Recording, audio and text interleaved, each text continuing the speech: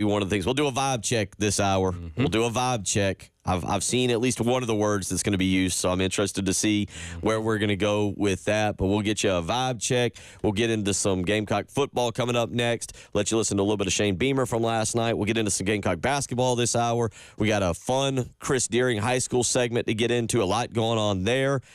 I believe our good buddy Brian Glenn is expected to join us in the last half of the 8 o'clock hour to make some picks, to talk about something that I know is very near and dear to his heart and something that you're kind of working with him on. Absolutely. We're talking about pizza for preemies that they're having at Village Idiot Pizza this month in November. It's Premature Baby Awareness Month. And so we'll be talking about that with Brian Glenn. I guess, because you never know. Brian Glenn is a wild card. It's true. So we don't know exactly. Hopefully we'll get there. You never know what you're going to get with him. It's going to be a fun Friday. It was a great night last night. Again, a lot of good sport on last night. That Ravens-Bengals game was phenomenal. Kudos to the women's soccer team. It was kudos to Coastal Carolina. Update on the injury report. Not quite as stove up today. Okay, good. Progress. Was there icy hot involved? Was there a heating pack? Or? Yeah, a little heating pack, a little just activity, movement, a little walking. Broke a little bit of a sweat. Feeling better. I did see, was it yesterday? Was it? No. What day did I have to stay here a little bit longer? And as I went pulling out, you went wandering right across the street in front of me down here. It was like an hour after the program. I was like, Preston, just wandering the streets. Yeah, get a little walk in, man. Get some steps. Man of the people. 803-404-6100 if you want to weigh in on anything you hear this morning or give us a call. You're listening to Preston Thorne, Bill Gunner. Jen Jensen is in the studio. Jen, how's your health this morning? Jen had a bad start to the day. Bad start to the day. Yeah, it was a little messy, but it's all good. Your doggy left you a present out in the driveway, and you stepped right in it? Yep, as you walk from the back door to the back gate. It's dark out there, and the boot, I think, caught all of it. Oh, no. All of it. So it took about 5 minutes in the house to rectify that. The boot's wet, so I'm, okay, we're gonna annoyed. We're going to keep smelly over there in the other studio. Trust me, it's super clean now, but I still... Well, we're up. But But I did try to walk yesterday at that right behind the old mill. There's that new walking trail. Yeah, out so Lexington. actually, so boot and all, I went and navigated that yesterday a little bit. It was kind of nice, except the part that washed out.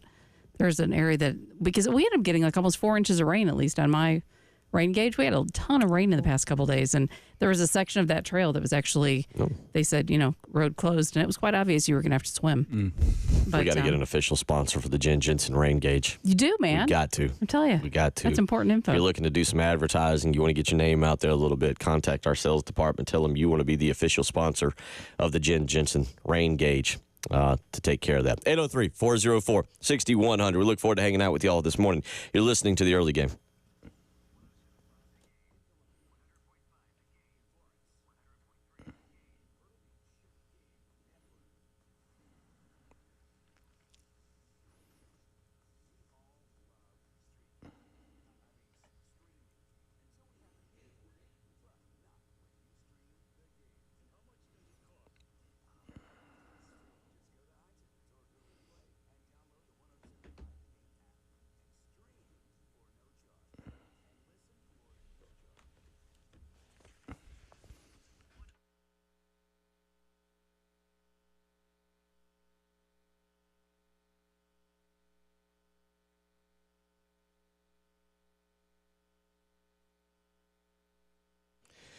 Bill Gunner for the mortgage guru, Jacob Crowder of First Palmetto Bank. Let me tell you something. As we wrap up the year and you watch the interest rates, I think they lowered just a little bit more yesterday. You might be thinking about doing some kind of refinancing, or maybe now is the time you're thinking about moving and you want to know what the numbers are. What are the interest rates? What can your payments be? Well, it's time to call Jacob Crowder and find out what your options are. That's always the first step. See what your buying power is. See what interest rate is available to you. What plan is available, and the mortgage guru will be ready to help you. That's exactly what he did for me a couple years ago, and I know he'll do it for you.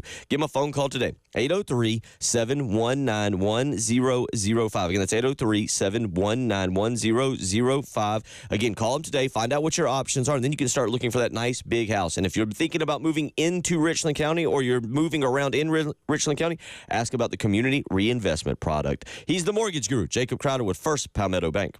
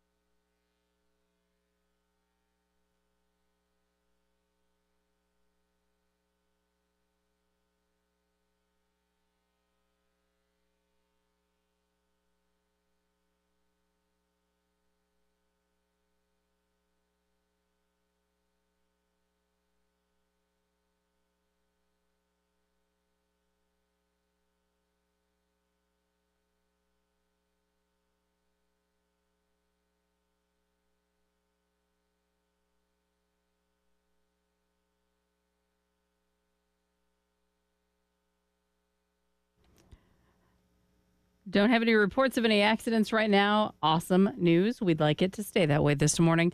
But we do have reports of dense fog throughout Richland and Lexington counties in certain areas. So just be cautious of that. And as far as forecast goes, just a slight chance of rain maybe in a couple places. But for the most part, the rain is kind of out of here for now. 81 going to be our high today, kind of humid and warm. 74 tomorrow with a mix of clouds and sun. And for Sunday, we might see a little more rain come into the forecast with a high of about 69, maybe later in the day and into the evening on Sunday. But right now, looking at 70 with that fog on the early game.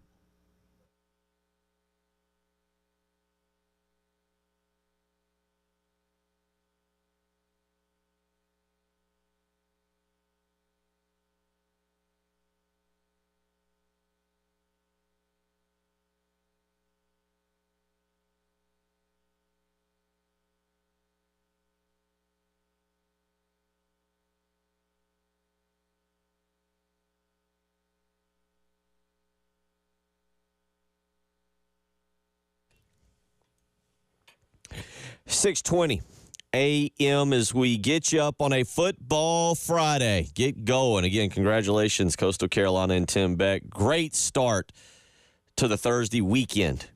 38-24 last night down in Conway. The Chanticleer fans taking a page out of the Gamecock fans' books. Storming the field a little bit.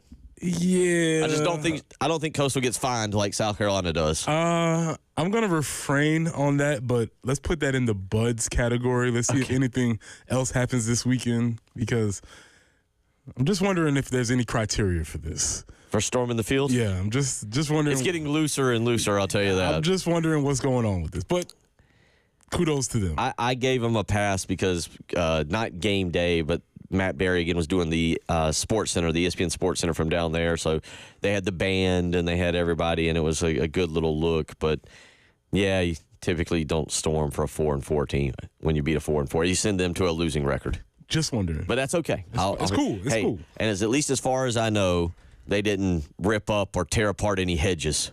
Which, by the way, if you've seen the pictures, they're being planted again. Mm-hmm. That win over Texas A&M cost South Carolina a pretty penny. $250,000 plus repair of hedges at Williams-Brice Stadium. Whoever the what is it, the forestry person or whoever the planter, I don't know what the word is for that, but they got that call. They were like, sure. Yeah, we'll be right there. How many do you need? How many people? Load us up. So, yeah, we'll get into that. But Shane Beamer last night talking Carolina calls with Shane Beamer, and he talked about the keys to tomorrow's game, 4:15 in Nashville. Again, reminder, you can hear us get going at 11 a.m. It'll be Tyler and I believe Elijah tomorrow on the call doing the pregame. Gamecocks game day will start at 11 a.m. at O'Hara's Bakery on Main Street in Lexington. Again, you can tune in 107.5 The Game. Kickoff, of course, scheduled for 4:15. And here he is, Shane Beamer, last night talking about the keys to the game. And will throughout the week that, for us to have success on Saturday, we've got to affect their quarterback. They go as he goes, offensively, defensively, special teams. He's the voice of that team in so many ways, and they feed off his energy. So we've got to affect him in the run game and the pass game, without a doubt. And then one thing you and I haven't talked about, but special teams will be big in this game. They've got a punter that's a heck of a punter, but and a punt returner that's one of the better punt returners in this league. He had a long return against Auburn that was a big play in that game. So we've got to do a great job on special teams, and a close game, two really good teams going at it, just like last week. Special teams are going to be impactful. Field position is going to be very impactful. So we've got to make sure that we come out on the right side of the special teams battle for sure. Okay, that again leads me to my belief that there will be a special teams. Maybe I'm calling a touchdown because I'm going to be positive, but I feel like there will be an attempt for a momentum-changing, game-changing special teams play from South Carolina. That's an interesting concept because at the same time, while listening to him, you think that there might be something up his sleeve or they're obviously preparing for things. He also at the end said that their field position game will be big. And so I'm wondering, how does that affect his decision-making when it comes to going for it on fourth downs, when it comes to executing fake punts? game planning, are they going to be playing more of a field position type of game? Does that mean they're more aggressive, less aggressive? I'm wondering how that affects their game planning. Let me ask you this. As a coach, now he knows today, he knows at 6:24 a.m. what he has with his defense, right? Yes. We know. But when you get into that game and you start seeing it go, do you alter your thinking with the defense? And what I'm saying is we criticized the 4th and 1 fake punt call against Mississippi. Mm-hmm. But in a lot of ways you can say, well, boy, he had a lot of faith in his defense, so they'd shut him down. And they did in the second half. Mm-hmm. They did shut him down in the second half. Unfortunately, it was that fake punt. But as a coach, do you think you go in with the mindset, with already having the established mindset of, okay, 4th and 1 at the 30, kind of like what A&M did last week, I'm going to go for it?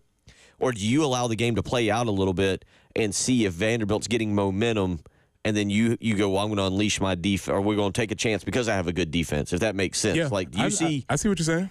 Me personally, I probably would err a more conservative side. So if it comes down to it, I'm punting the ball because I feel like my defense plays better with them backed up. They're not a necessarily explosive offense. But every argument that I just gave is a reason why somebody would say, go for it and let the defense play.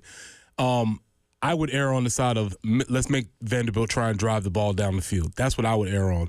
But if somebody who's aggressive and a little bit more on the aggressive side, you might say, you know what, go for it. And they're not explosive anyway, so let your defense play. I think we'll find out what the strategy is pretty early, but I will say this. Whatever your strategy is, you have to stick to it. And that's what Mike Elko did not do against Texas A&M. They got stopped twice, and then the third time he got cold feet. He was like, I don't think I want to do this. So whatever your strategy is, I think you got to stick with it for the game. I think the other part is how much confidence. So we know he's going to go into the game, Shane Beamer's going to go into the game with confidence in his defense. Mm-hmm. How much confidence does he have in his offense? Mm-hmm. Like, do you feel like, okay, if we go for it, let's just say on our side of the field, we don't get it, Vanderbilt scores. Do you have enough confidence that you can get into a little bit of a shootout with them, with if it goes that direction? Statistically, I would say no.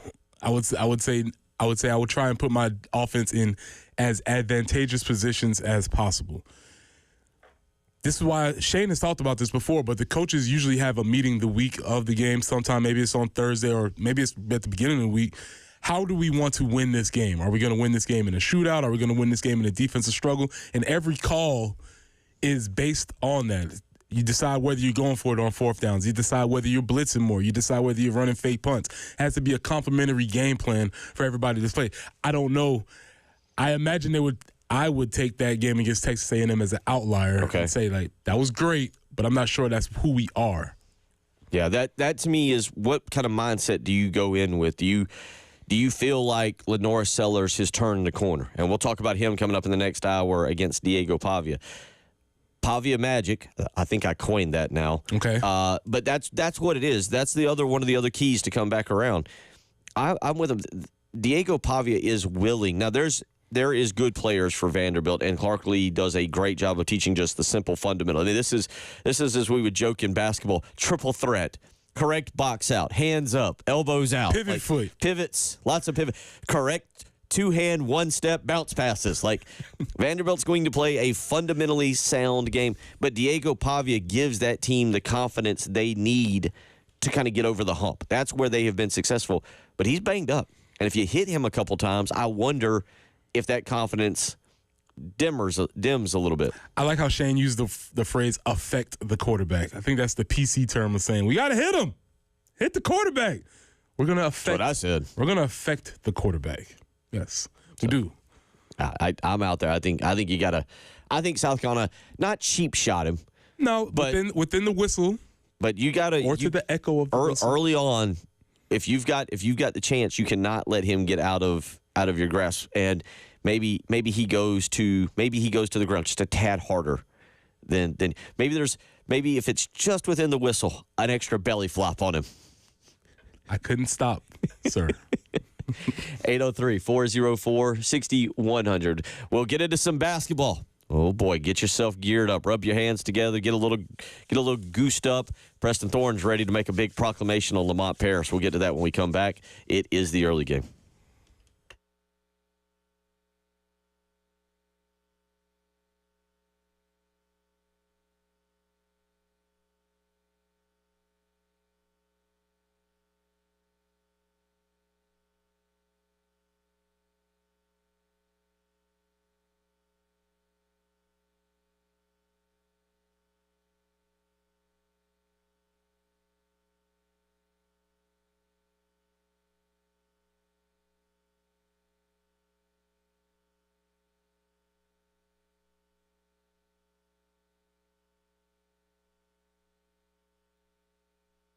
Bill Gunner for Love Chevrolet, I-26 in Harbison between Lowe's and Frankie's Fun Park, and it is that time of the year to be thankful. And you know what? At Love Chevrolet, I tell you right now, they are thankful for you, their customers. They love the way that you have made them the #1 volume Chevy dealership right here in the Midlands. Now, they got things that make you excited, too. They have 14 acres of brand new Chevys, which is great to have. They have the absolute lowest prices guaranteed. It's called the $1,000 low price guarantee, and that means you can take another dealership's deal back to the folks at Love Chevrolet, and they will top it. But what stands out about Love Chevrolet, again, is their customer service. That sales staff who is so friendly, so knowledgeable, so excited to see you make a big purchase in your life. They want to help you. They want to see that big smile you have after you've just purchased that next car, truck, or SUV. So go find out for yourself. Visit Love Chevrolet, I-26 in Harbison between Lowe's and Frankie's Fun Park, and together, let's drive.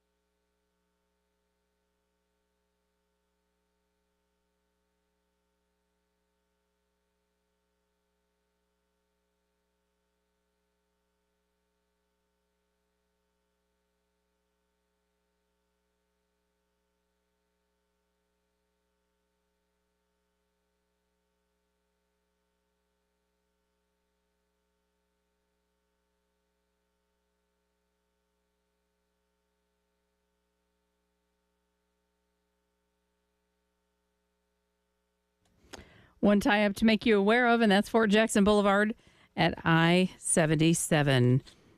Forecast looking like maybe just a slight chance of some scattered showers this morning, definitely not in all areas. And then we're looking for a high of 81, going to be humid and warm. 74 tomorrow with some clouds and dropping to 69 on Sunday. Could see some rain coming in the evening and maybe a few showers on Monday, but back up to about 78. Right now, we are sitting with 70 and kind of foggy out there on the early game.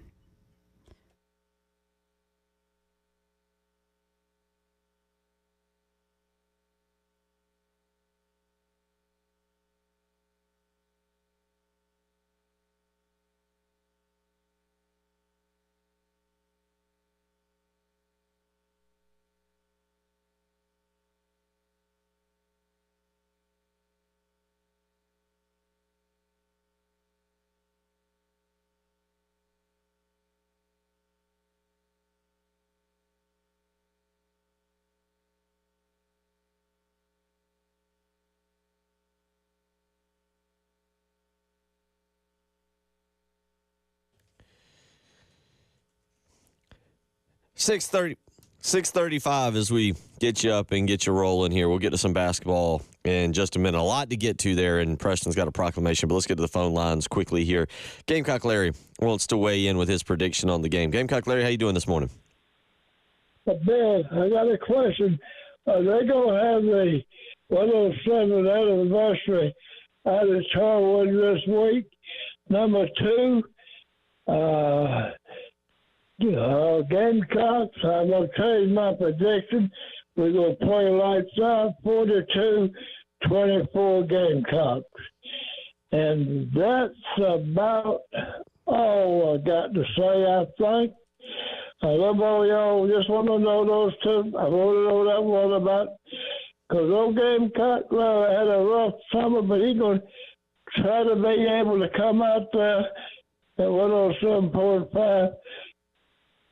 Okay. Anniversary. Are y'all going to have it or not? Let me know. Yep. I appreciate the phone call. Have it? Yes, sir. Yep. Okay, no. All right. I'm going to try to be out there. Old Gamecock can get home. But I'm going to try to make it if the good Lord's willing. I love all y'all. 42-24. There will be a special teams touchdown. I don't know how, but there, oh, yeah. Fake punt. That's going to be a special teams touchdown. Go Gamecocks. Love all y'all. Ooh, good phone call there. Fake punt is what he's going with.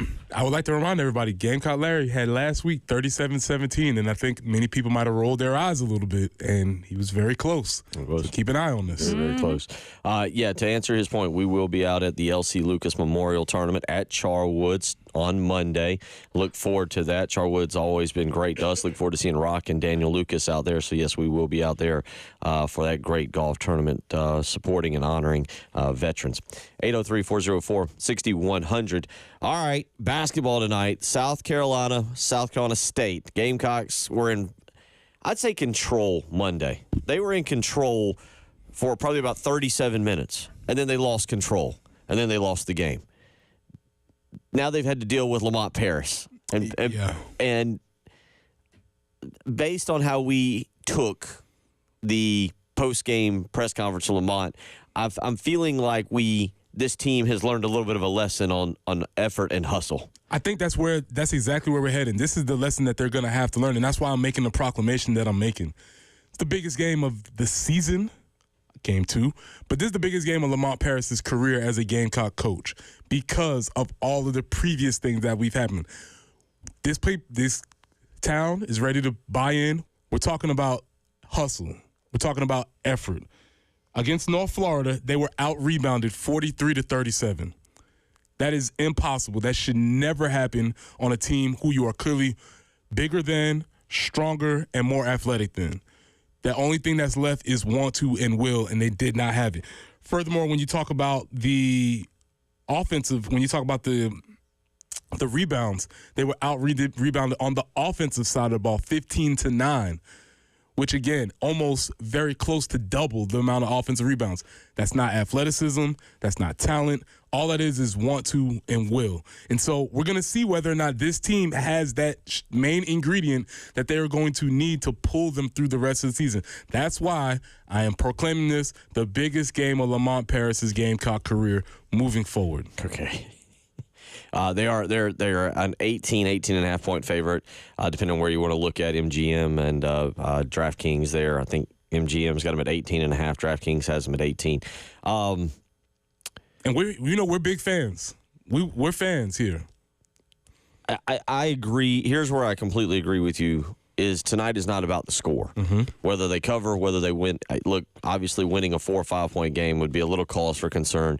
But a lot of cause for concern. But, well, it's how they get there. Like, you can have, if they have another bad shooting night, but they out-rebound because you've had a lot of missed shots, South Carolina State significantly, I'll go, okay. Like, there's going to be a lot to take away from the stats, but I am with you. It is the what we used to call the non-basketball plays, the hustle plays, the diving for a loose ball, the coming up with, or the hustle back, sprinting down the floor that you're looking for, making the layups, making the passes, making the three-pointers. Okay, that's basketball-related stuff.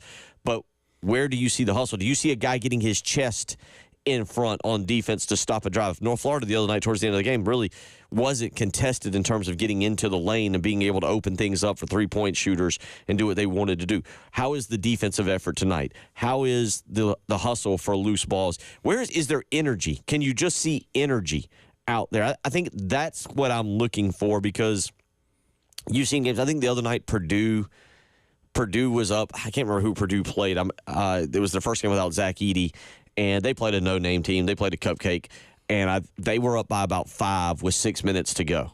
Very similar situation to South Carolina. Well, they turned it on and ended up winning, I believe, by 17. Purdue was fine. But that was a game where basically it was a close game with 5 or 6 minutes to go. I think they were either up 5 with 6 or up 6 with 5, one of the two. And they ended up pulling away and winning by 17 or 18. And if you just looked at the box score, you're like, oh, yeah, okay, they dominated, but it wasn't the matter. They didn't actually dominate. Right. But so to me, how you see the energy, the body language, I want to see the chemistry a little bit. I didn't think they were a very gelled basketball team on Monday night I watched on ESPN Plus and streamed it. I didn't think they were very gelled at all. It just seemed like 5 dudes on the court, and it was like, all right, this is your turn to do something on this possession. I'll take the next one. Third one will go to Nick Pringle. Fourth one, okay, I forgot about that Colin Murray Boyles guy. Hey, Colin, you got the 4th possession. Are they in unison tonight? And then I'll be honest, I thought he was pretty good the other night for his true debut. Does Cam Scott see his minutes increase? Does he see offense start to revolve around him a little bit more? If you make this comparison, remember we were on here first. We were first talking about how we was going to have all the freshmen of the year. We already had Dylan Stewart. Cam Scott was on his way. Joyce Edwards is on her way also. Remember, Dylan did not start against Old Dominion, right? Right. And then they were just like, oh, yeah, what are we doing? We have to play this guy. So I wonder if there's a situation developing, we'll see after this game, developing like that where, yeah, the freshman's just going to have to play because he's just the best option there. We'll see. We'll see if that develops. And truthfully, that's also part of the chemistry thing, is somebody accepting that 6th man role. Like, I get it. You go, okay. I mean, it's a mentality. You got to have somebody who says, all right, I know what my role is. Come off the bench, provide energy. Whether you come off the bench or don't, whether you come off the bench or whether you start. I've always said, and I always told my players, it's who's in there the final 5 minutes that everybody notices. Mm-hmm. It's who's in there the final 5 minutes. You can start, but if you start and play 5 minutes the entire game, who cares if you started? Right. It's who's in there those last few minutes when the game is legitimately on the line. One other guy that I'll be interested to see if he gets a little more run tonight is post player Jordan Butler. Came in the other night, didn't play very much, only saw 3 minutes of action, hit a 3, but I'm kind of interested. And you like that because his 3 minutes, he wasn't bothering with that painted area. Well, you described him as post player, and his number 1 stat was a 3. Yeah. So there might be some contradiction there. But, Cam Scott on Monday, 21 minutes. Maybe increase those by 4 or 5, but he had 6 points. I'll be interested to see again. And by the way, in 21 minutes, he grabbed 4 rebounds. So we'll see how he performs tonight. Coming up next, we'll get into a vibe check.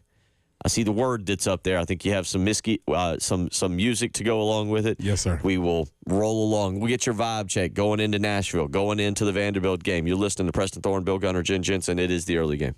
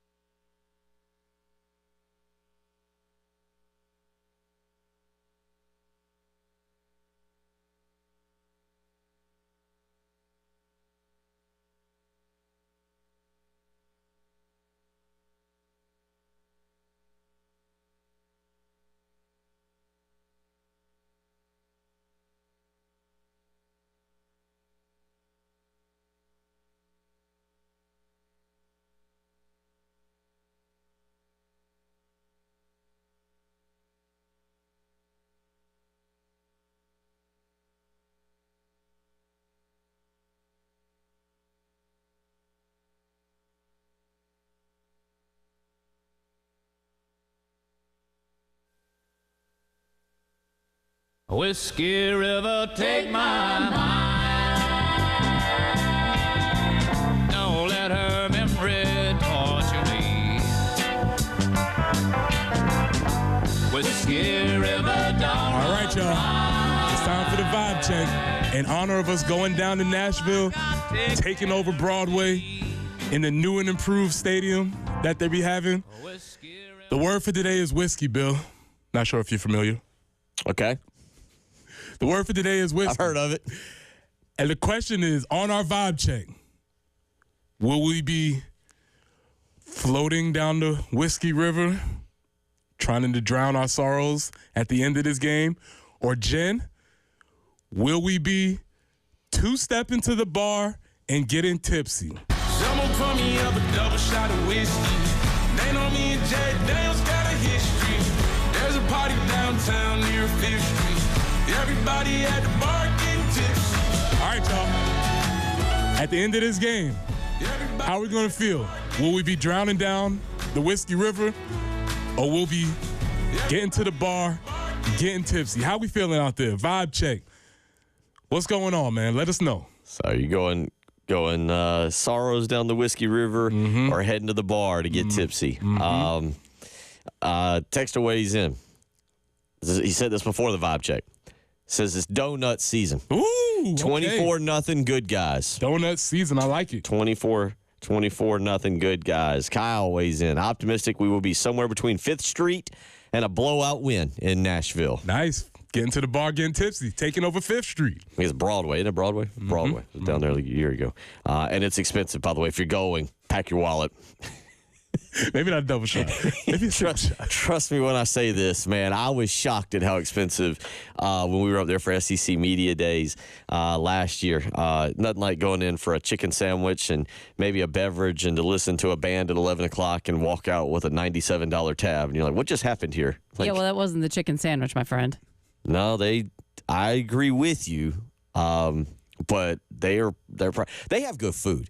Nashville, by the way, Nashville's a fun town, and I will say again, if you can go to the SEC basketball tournament, go.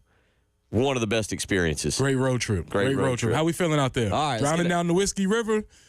2 shots to the bar for the tipsy. Let's get to Ryan, who wants to weigh in on the vibe check this morning. Ryan, how you doing? What's your vibe check this morning? Fantastic, fellas. Fantastic. Hope you're doing well. Doing good. Yeah, I think we'll be heading to the bar to get a little tipsy. Reason I say that, they've played 6 straight games. I think they're a little banged up. Javia's not 100%. But the biggest thing, I think our X factor will be Demetrius Knight. They'll play a spy on him all day. I got a feeling that our speed around the edge is really going to frustrate them. And we hit them hard a couple good times. I think the game is, looking good. I'm with you. Good call. All right. 2-step into the bar. I like it. Step into the bar. Ryan, thank you for the phone call. 803-404-6100. Let me ask you a serious question real quick on this. I am interested in a player's perspective. In 2004, after 2 years of not being bowl eligible, y'all got bowl eligible. You beat Arkansas. Now, unfortunately, there was a lot of other extenuating circumstances with Lou Holtz and going on. Vanderbilt got bowl eligible last week. That's like a huge, they can say all they want to say. Like, that's not our only goal. I got it. But this is a little bit different. It's Vanderbilt. Like, stress comes off your chest when you go on. And how does a team respond when they do that? Because I don't know if you saw last week, one of the assistant coaches, unbeknownst to Clark Lee, took a bowling ball to the game. Oh, okay. Apparently the team had shirts made to give out in the locker room.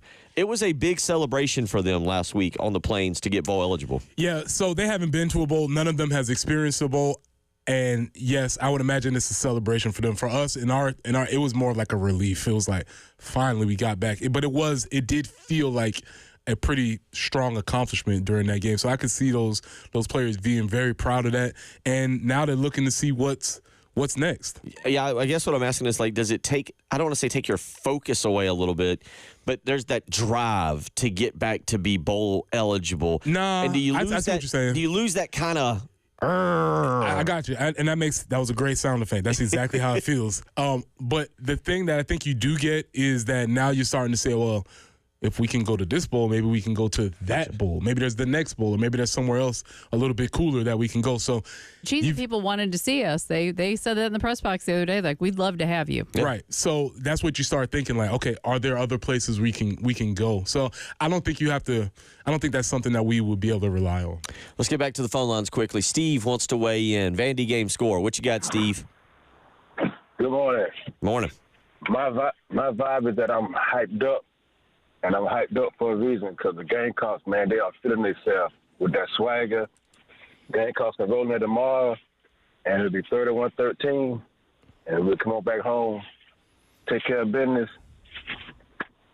and go from there. All right. 2 shots to the bar for the whiskey, huh? 2 stepping to the bar. I like it. A lot of confidence. Yeah, you ought to read the text line, and I'll get it to you. David, Nice. David says heading to the bar, getting tipsy. Nice. Next texter, 2-stepping, 38-10. Oof. Next texter, Pavia doesn't make it past the first quarter. Next texter, Gamecocks smash them. I like it. Next texter, I'm kind of with. Doesn't matter because we will be hammered either way. But there's a different feeling. It's a different feeling. Jacob from Lexington. We don't want to be floating down the Whiskey River. Yeah. It's next texter. Going to the bar to get tipsy with me and my whiskey friends. Gamecocks 31, Vandy 13. Go Cox. A lot of 30s. Lot of confidence. Yeah, Craig, 31-13 on the I'm live. seeing that often. Lot of confidence. We'll continue down the vibe check lane, heading to Nashville. Fun town. Take your wallet though, or a loan. Or a friend that has a wallet. One of those. Take it. We'll continue on. We got a lot to do this morning. Chris Deering coming up in the next hour. We'll continue talking Gamecock football too.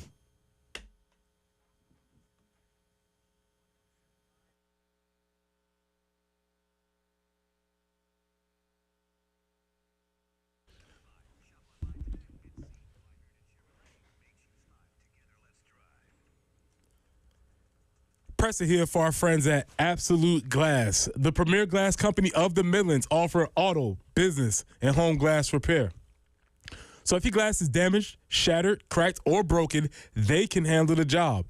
If it's a cracked windshield, that's no problem. They will come out to your location and replace it for you, usually for free, and they work directly with your insurance company to take away the headache. That's right. They'll come out to wherever you are, school, home, work. It does not matter. Absolute Glass will take care of it for you.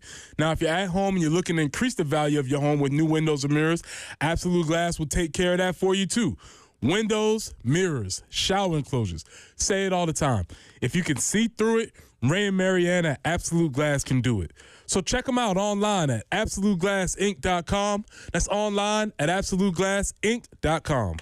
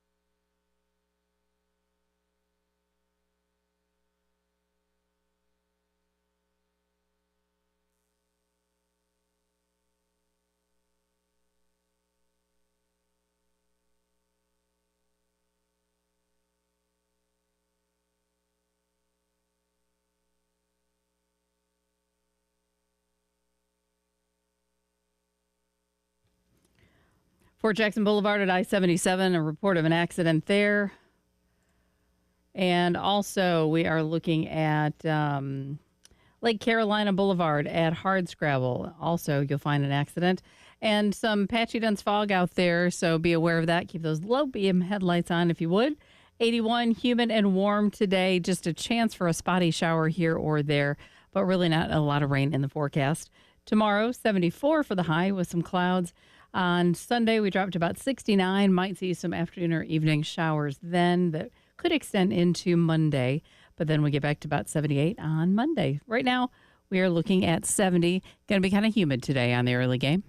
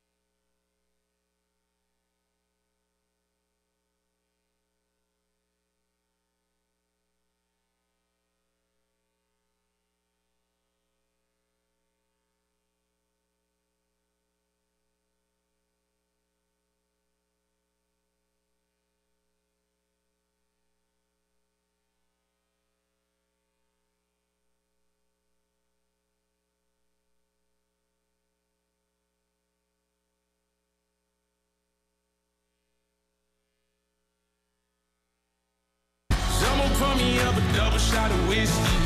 They know me and Jay Daniels got a history. There's a party downtown near This morning, Friday morning. That's what the Preston Thorne question of the day is.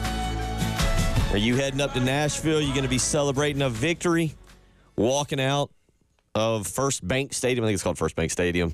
New and improved First Bank Stadium. New and improved. 40,000 strong. Ready to anchor down tomorrow. And I'm sure South Carolina fans, because it is a great, I've been up there multiple times, never lost. Been up there multiple times. Saw Jamacia Jackson have a long touchdown run back in your day, Preston Thorne. Saw Preston jump off sides. We're trying to stay positive this morning. Stay positive as we get you up and going. So the vibe check was, what do you got? Are you going to be going to the bar, getting a little tipsy after the game, 7 o'clock?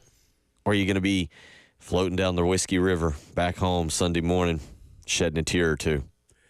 Listen, it feels like the vibes are high. It feels like the vibes are high. People are very confident, as you should be. We're coming off a huge victory last week, and the defense is playing well.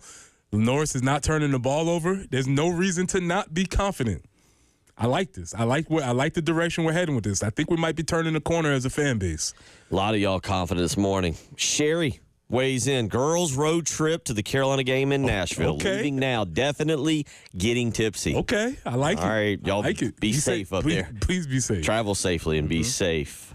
Rick weighs in. And look, this is the sentiment, and I feel like I'm buying in. I feel like I'm buying in, even though all week I've fought this. Rick says it's still Vandy. 42-21. That's what I'm talking about, Rick. Texter says, just win, baby. Just win. 803-404-6100. Keep your vibe checks going there. I tell you what, this Shabuzi song, man, I know that was hot this summer and kind of in the, May. I think it was May, April, May, June. I think it'll still get you kind of going this morning. Still get you going. Yeah, it's a classic. Try not to overplay that as y'all head up. 7.5 hour drive, depending on where you're leaving from. But we'll get to more of that. Send in your vibe checks this morning. And I would say we do have William on the live stream. 45-10. 45-10. I don't think it's going to be that bad. I really, look, we'll get more into our breakdowns of it.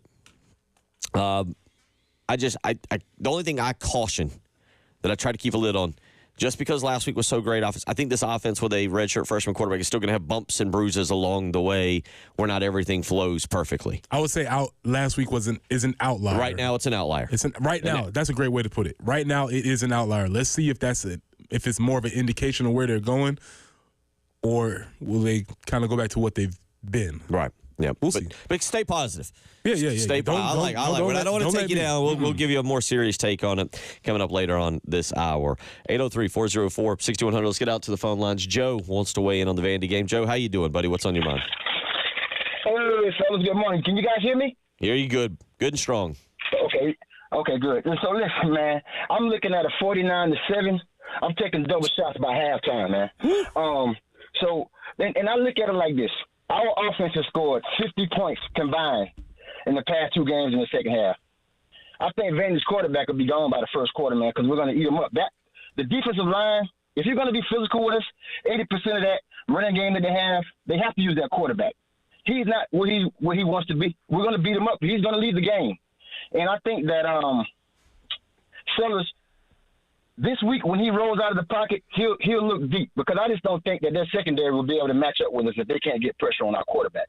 So we'll get a lot of deep balls this week. I think we'll have a lot of deep balls thrown this week. So 49-7, I'm taking double shots by halftime. Go Gamecocks. Okay. I'm glad we didn't temper Joe's expectations. He was strong. He played right through them. 803-404-6100, how you can weigh in. Back to that a little bit. I just, not to temper the expectations, but Preston, I do think you see a team. Look, it wouldn't surprise me if you had a blowout, that if it's similar to the Oklahoma game, where the defense does the bulk work and then South Carolina's offense says, all right, we're going to do just enough to score a few, but we don't want to do anything to have turnover. Remember, we've talked about it got glossed over last week. Lenore Sellers had one of those bad turnovers. Thankfully, there was a holding in the secondary that took away from the ball being stripped, and Vandy will get after you on defense. And also on that same note, Vandy takes care of the football, so they're gonna have to. These turnovers are gonna be more forced as opposed to Oklahoma, who sort of, that one ball you just punted in the air to Nick. I don't think that's gonna happen, as noted by Diego Pavia's touchdown to interception rate. He doesn't throw a lot of interceptions, but he hasn't seen a defensive line like this, or a defensive ends that can put some real pressure on them. So I do think we have an advantage on that. It's one of those games I feel like the tone is going to be set very early on this.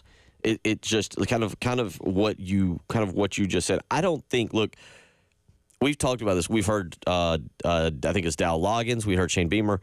I don't think that the team is overlooking Vanderbilt. I think the best thing that happened was Vanderbilt got a number next to their name. Yes. Because and maybe rightfully so, Josh Pate of 24/7 Sports had quite the rant sometime this week about. Did we have that? Do we have that audio, or did you just see that? I heard it, and I was like, okay. Yeah, Josh Pate of 24/7 Sports had a rant about South Carolina and about how good they are and how they're being overlooked. And he kind of did the same thing that you did yesterday with, all right, let's go through some of these teams. And is South Carolina better than Louisville? Are they better than – I think he put Clemson in there, and he kind of went through. And he's got a legitimate point.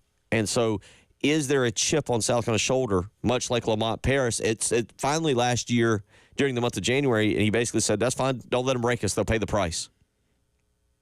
They'll pay the price. And I feel like the best thing that happened this week was South Carolina not being ranked. And not only that, Vanderbilt being ranked. Yeah.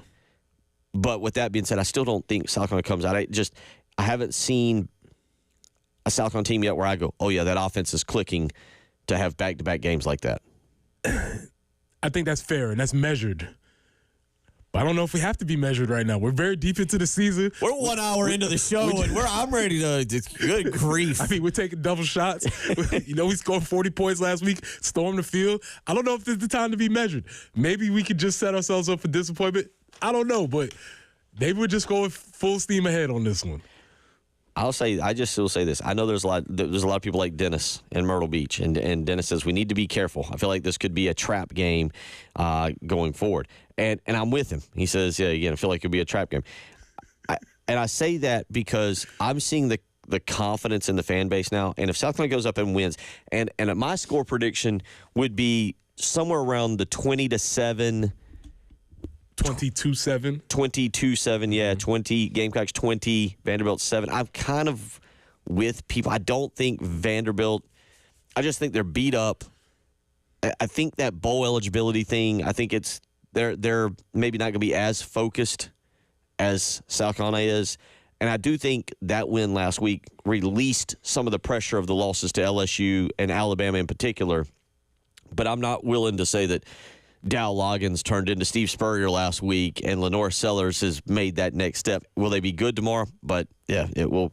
We'll see. We'll see what happens. Brad, by the way, says that Sellers non-turnover is non-turnover. He says it wasn't a bad turnover. It was a strip sack from behind.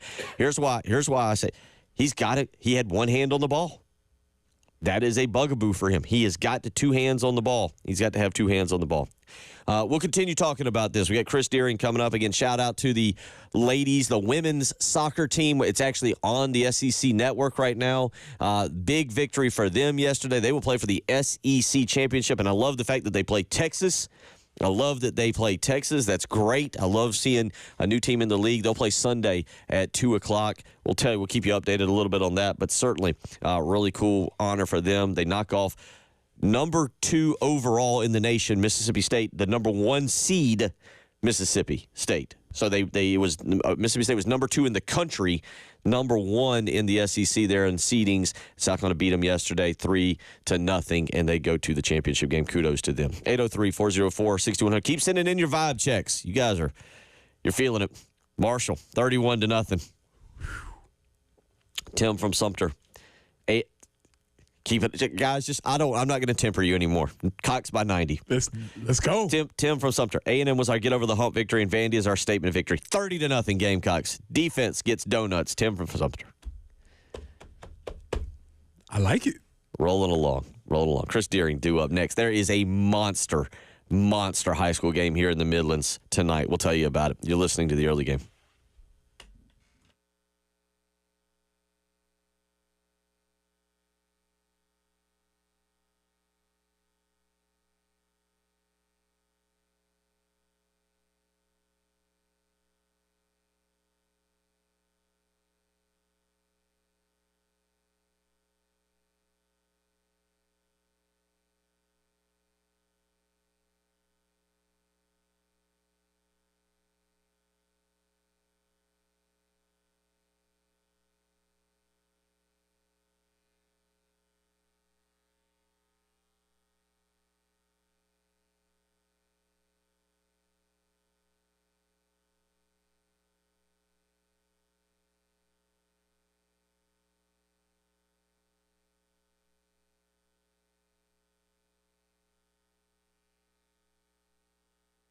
Bill Gunner for Dr. Dan Balknight and the Men's Clinic. You heard us yesterday. We were doing our injury reports, checking on you, checking on your health. And you know what, guys? As we get older, do not just shrug off your health. If you got a crick in your neck or you got something more serious, you've been losing hair and you're not real sure why as you age, you're gaining weight, but you're still working out. Maybe you're just not having the energy you used to have, or you're forgetting things more frequently. Don't just shrug it off to aging. You need to talk to somebody about it. And at the Men's Clinic, they are in the business of restoring men to the prime of their life. Call today and talk with Dr. Dan Balknight. Line up a consultation, 803-875-MENS. Visit them on the web for more information, themensclinicsc.com, or again, make that appointment, 803-875-MENS. Listen, you are not generic, so don't settle for general medical care. Go somewhere that is safe, comfortable, and you can have a unique and honest discussion about your health. Call the Men's Clinic today. Tell them Bill Gunner sent you, 803-875-MENS.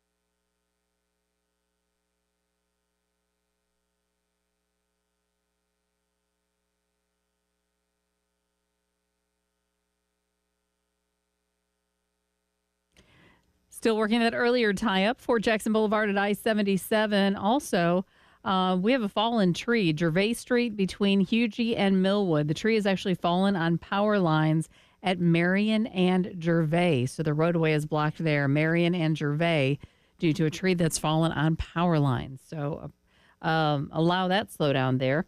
Also, Lake Carolina Boulevard at Hardscrabble Road, there is an accident.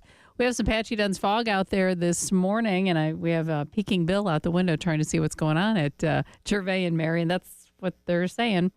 81 for the high today, humid and warm, maybe a stray shower. Some passing clouds on Saturday, 74 for the high, foggy, and 70 on the early game.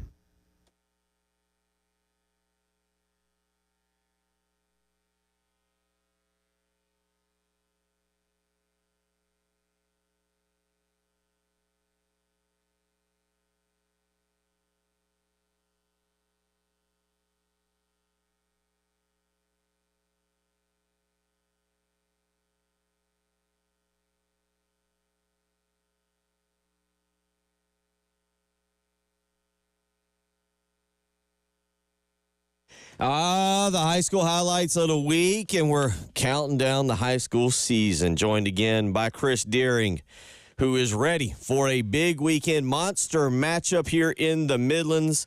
Chris Deering, welcome in here as we get ready for the kind of the stretch run of the high school football season. Basketball, by the way, getting at least allowed to start practicing on Monday, too. So this past Monday, they're now almost a week in. So we've got everything almost in full effect. But let's start with some football, Chris, and let's start with the off-the-field stuff. Some big rulings coming down later today for Gray Collegiate and Irmo High School. Well, they actually came down yesterday, Bill. Oh. And, it was we sort of figured that the Gray Collegiate thing was going to come back on the docket. We talked about it last Friday. Last week they were in front of the executive committee and had the ruling where their head coach and an assistant coach would be suspended for the remainder of the season. And they still had a issue of an ineligible player issue that was heard yesterday in front of the executive committee. And it was voted on 10-2 that they have used an ineligible player in all of their region games, so they had to forfeit those games. And so as it stands right now, Gray Collegiate, even though they're a top 10 team in Class 4A, will not be in the playoffs when the brackets are released in the morning by the high school league. Excuse me. And, on the heels of that hearing, sort of an ironic twist, they turned in Irmo for sort of the same thing, using an ineligible player. And that was a case of a kid who actually transferred from Gray Collegiate to Irmo in the offseason. His brother stayed at Gray Collegiate, a younger brother. This kid that transferred to Irmo was in the 10th grade. And, there was some talk of separation of the parents, and one lived in one household and the mom moved into the Irmo district, and so they figured it was a bona fide move, but it did not provide the proper documentation that is required by the South Carolina High School League. So it was ruled that kid was also ineligible, but Irmo did not have to forfeit their game. So I'm scratching my head just a little bit on the second ruling. That was also 10-2 in favor of Irmo. So the kid in question is ineligible for the rest of the playoffs unless they can prove otherwise with the proper documentation. But Irmo is still in the Class 5A playoffs and are able to play. And obviously, they have a big game tonight. Everybody in the state's eyes are going to be right here in the Midlands on Irmo and Dutch Fork. So that came about, nobody really knew about that hearing until about Wednesday afternoon, and then it got on the docket yesterday. So quick turnaround for that one. But, sort of for me anyway, and it's just a head scratcher that how the two rulings came down. And, we'll go from here. Unfortunate for Gray Collegiate, they do plan to appeal to the appellate panel. So they will go back in front of the hearing. And what I'm understanding is this hearing will be Monday because they don't want to have the Class 4A playoffs really in flux too deep into the week next week. Because if they win the appellate appeal, they will be reinserted back into the playoffs, and the brackets will have to be redone. So a lot going on off the field right now with Gray Collegiate. And, earlier in the season, Marlboro County was actually, they are out of the playoffs as well. They were a top 10 team in Class 3A. So you got a couple of teams that really had state championship aspirations and real hopes. And as it stands right now, Marlboro County and Gray Collegiate will not be in the playoffs when the brackets are released tomorrow.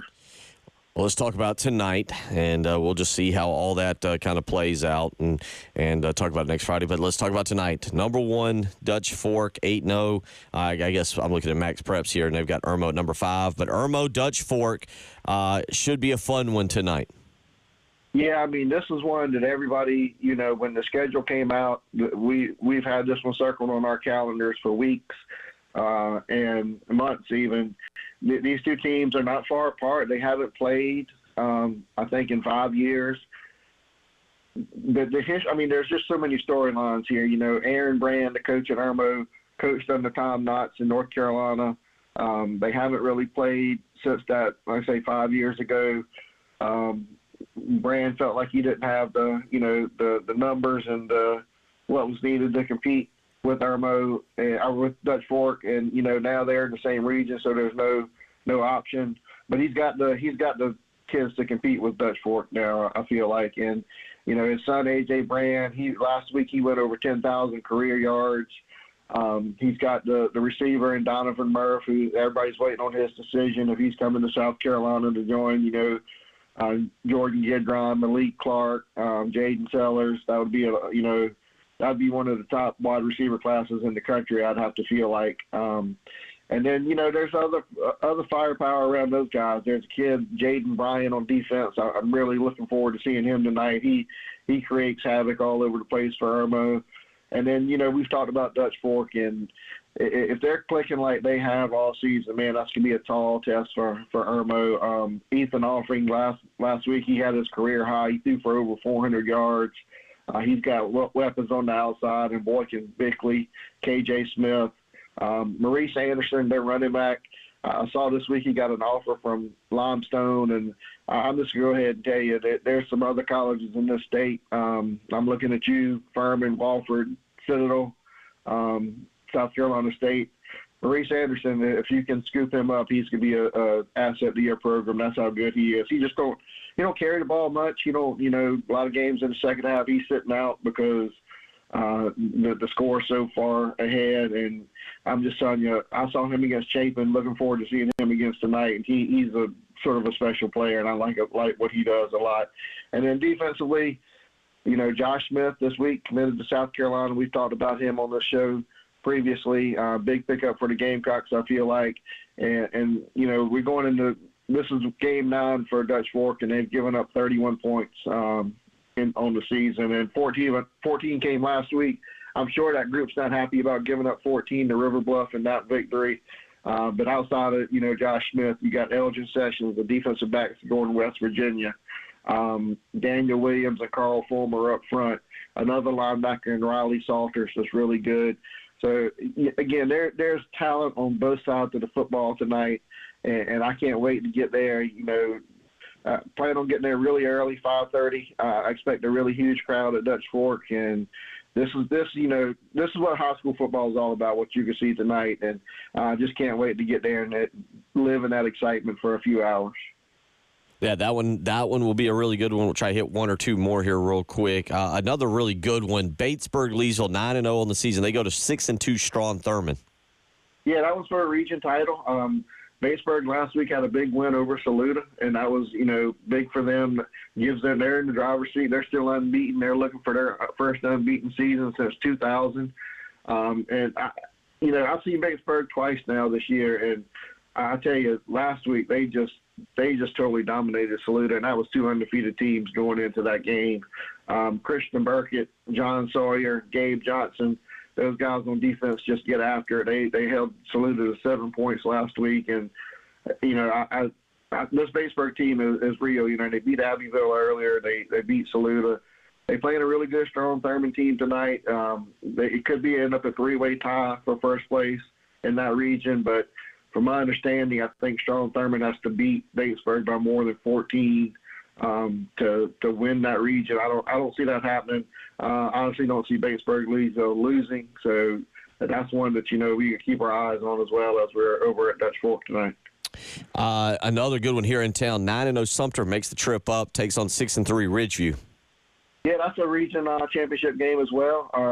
Both teams undefeated in the region. Ridgeview struggled early in the non-region portion of the schedule, but they've gotten things right. And Trey Howard, their quarterback's playing really well.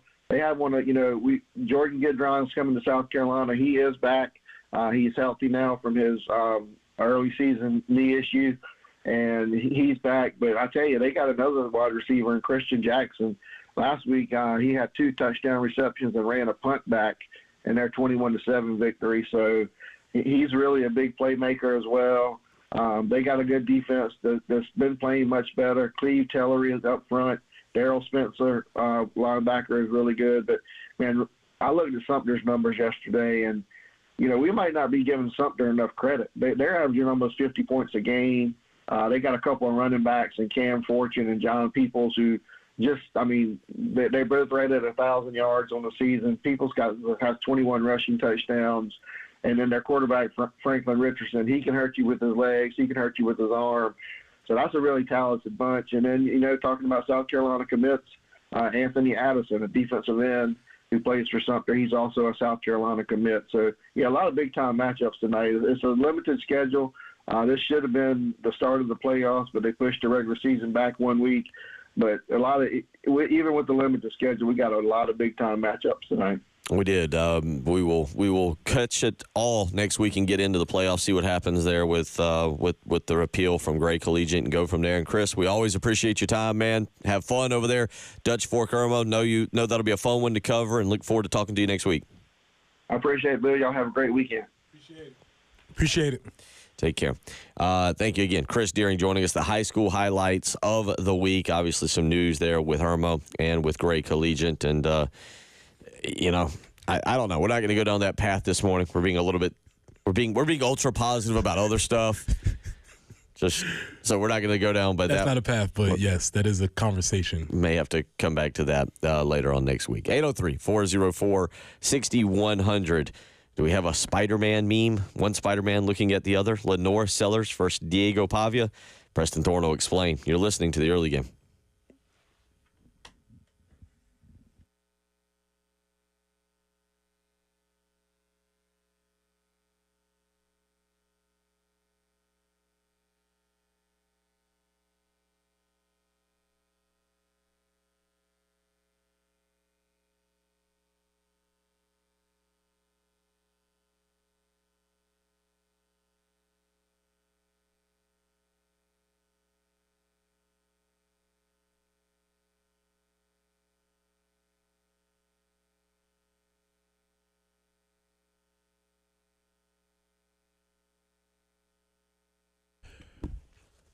Preston here for our good folks at Benji Getsy with Buford Lending. So do you need a mortgage insurance, home insurance? You can get your folks at Buford Lending for a true mortgage experience. Benji and his team have served thousands of investors with their dreams of real estate investing, and Lending specializes in DSCR loans and fix and flip financing. Benji and his team are VA, FHA, and USDA government loan experts, and they offer competitive jumbo financing as well as conventional and construction lending. Their goal is to make your next mortgage experience in closing easier, cheaper, faster, and friendly. So call the good folks at Buford Lending and get our guy Benji Getsy at 843-524-2404. That's 843-524-2404.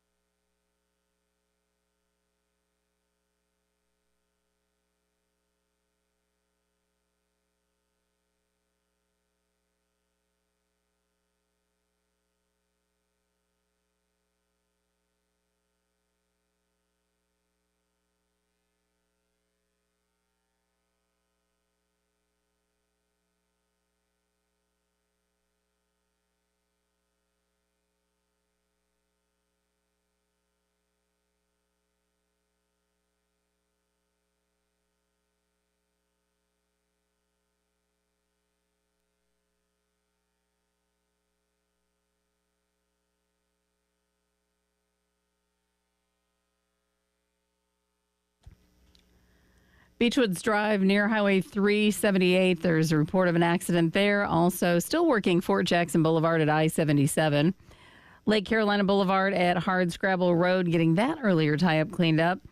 Had a report of a fallen tree, Gervais Street, between, they say, around Marion and Gervais. We're not seeing that, so if you see a tree down, let us know, because we'd love to have accurate information out there for you. As far as the forecast goes, 81 for the high today, humid and warm, maybe just a pop-up shower somewhere in the Midlands. Tomorrow, some clouds, 74. Sunday, 69 with some evening showers rolling in. And right now, we just have that patchy Duns fog, and it's 70 on the early game.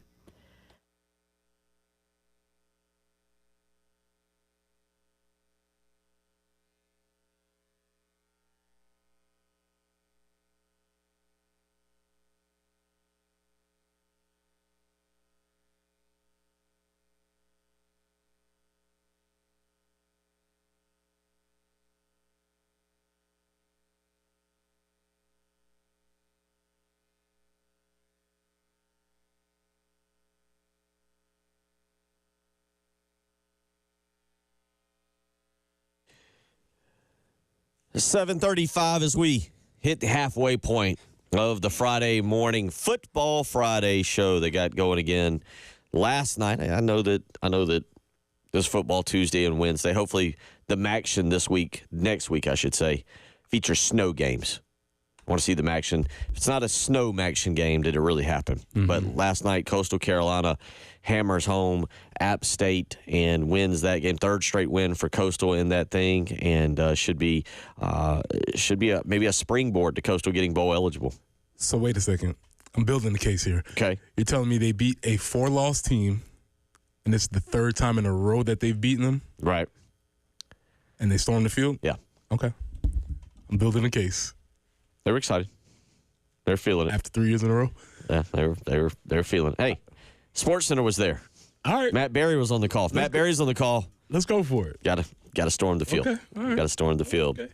All right. Tonight, by the way, and we'll get into Brian Glenn joining us in about an hour, and we'll make some picks for the weekend. But if you want to get into games tonight for college football, you've got California and Wake Forest, well-known ACC matchup. California traveling across the country, ACC Network, 8 o'clock.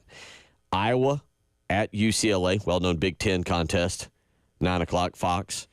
Rice, Memphis. You can watch Mario Anderson, who has picked things up. He has been playing a lot for them, actually. And then if you just, since there's no home game tomorrow for South Carolina or Clemson and you're not making the trip, if you just want to stay up to watch football, New Mexico at San Diego State at 10:30 tonight. There you go. There's your rundown of games. By the way, that San Diego State game, I didn't realize until I'm just reading this, played at Snapdragon Stadium in San Diego. All right. So 803-404-6100. One of the things, and probably the most pivotal thing for tomorrow, containing Diego Pavia. This guy is the heart, soul, the engine, whatever analogy or whatever cliche you want to use. Diego Pavia is it for Vanderbilt. Last night on Carolina Calls, Shane Beamer talked about the Vanderbilt quarterback. He's got my respect. Just he's an elite competitor. That shows up on tape. Just the energy and the competitive spirit that he plays with, the effort that he plays with. Without a doubt, it shows up on tape. And he's just a guy he's just a playmaker. He can make throws. He's a weapon with his feet. When you think he's running, he's keeping his eyes downfield, and he can he can stop running and take a hit and throw the ball 50 yards downfield. Or when he runs the ball, he's just got an ability to make plays. You pause a tape and you're like, okay, these guys have angles on him and they're going to make a tackle. There's a play in the Missouri game. There's like 4 guys that are converging on him at one time, and he comes out of all 4 of them for a 20-yard run. He's just He's just got a knack for making plays, and it goes back to his competitive spirit, and he's an experienced guy. You look at the games he's won, beating Auburn last year at his previous school, and then beating Alabama and Auburn both this year. He's a winner, and it shows on film when you watch him. All right, let's start with this, what Shane Beamer said at the very end, because I think this is interesting, and I think it's your opinion too.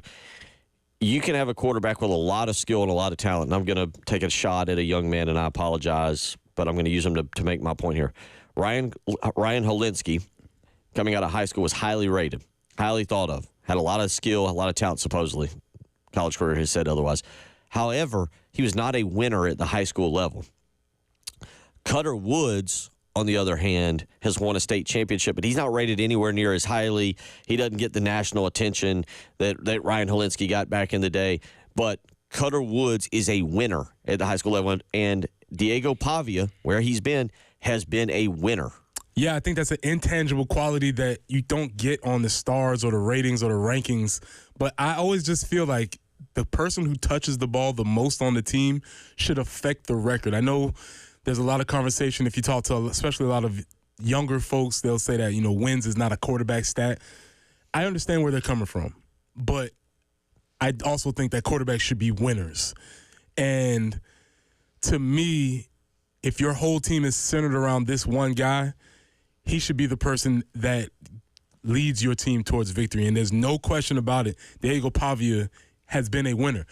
To that point, Lenore Sellers, talking about his high school career, his teams started winning once he started coming through. I mean, South Florence was fine, but they were not state championship level teams until he came through and won. So I put a little bit of extra value on quarterbacks being able to win at the highest levels. I think that's important, and Pavia is a winner, and it's going to be interesting to see tomorrow, though. I'm interested to see how he looks. He was on the injury report the other night. We know, though, he's going to play. Now, on the flip side of that, it feels like Lenore Sellers, that is where he's going, is to take that winning ability, but also be a playmaker and a winner as he gets older. Yeah, he's on the path for sure. If you're going to line these guys up, I always go back to the kickball test. If we're playing kickball at PE, you're still going to look and say, I want Lenore's, right, just from a physicality standpoint. And so if he continues to improve his games and take care of the ball, there's a clear path for him, for everybody saying, no, give me that guy. And he can be the one that makes the offense go the same way Diego does for Vanderbilt. Let's listen. I'll tell you what, this is a little bit of Chris Lee on the Gamecock Central Takeover Hour. This is 24, Jen.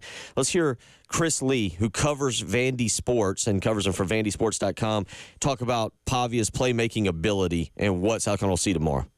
That's absolutely the case. Look, he is not the biggest guy, not the fastest guy. Somebody tweeted this out, and I thought it was perfect. He is like just faster than whoever's chasing him, although I think we're getting diminishing returns on that with the injury. But I think the thing that stands out to me, he may be the smartest football player I have ever covered.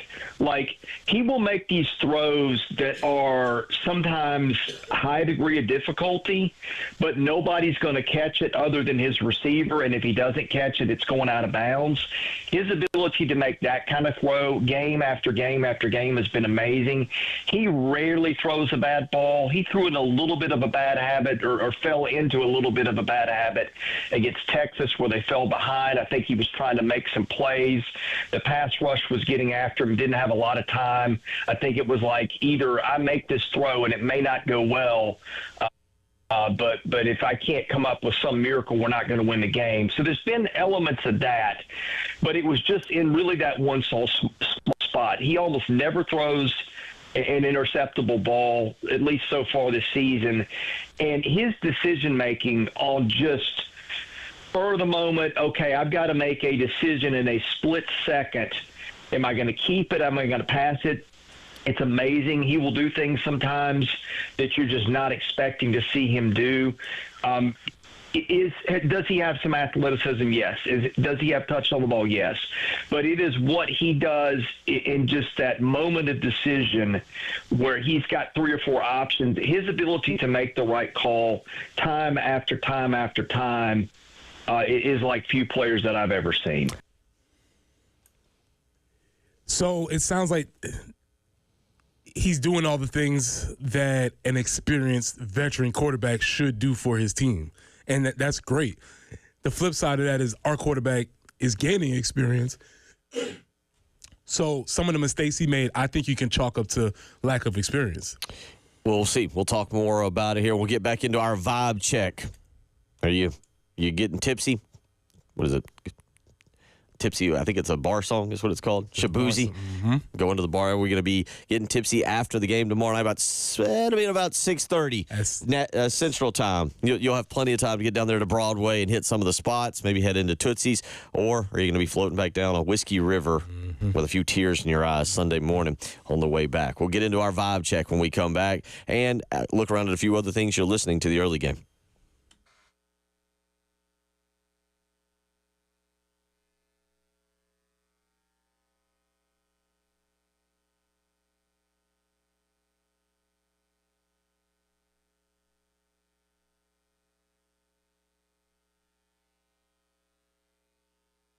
Nearly 30 years, Mid-State Roofing has been the leader in the roofing and waterproofing industry. And, well, we've gotten some significant rain here the last few days. Matter of fact, Jen says the rain gauge for her up over about 4 inches. So let me ask you, have you noticed any leaks? Have you noticed any issues with your roof? Well, if you have, guess what? Mid-State Roofing is ready to help you, and they're ready to do it 24 hours a day, 7 days a week. Whether it's a high-rise or a hospital, manufacturing or industrial, Mid-State Roofing designs and installs bonded systems with a protective guarantee that'll keep your operation dry and running long into the future. And again, they're there for you 24 hours a day, 7 days a week. If you give Mid-State Roofing a call, they'll have somebody ready to answer that call, whether it's an on-call technician or a Mid-State Roofing employee.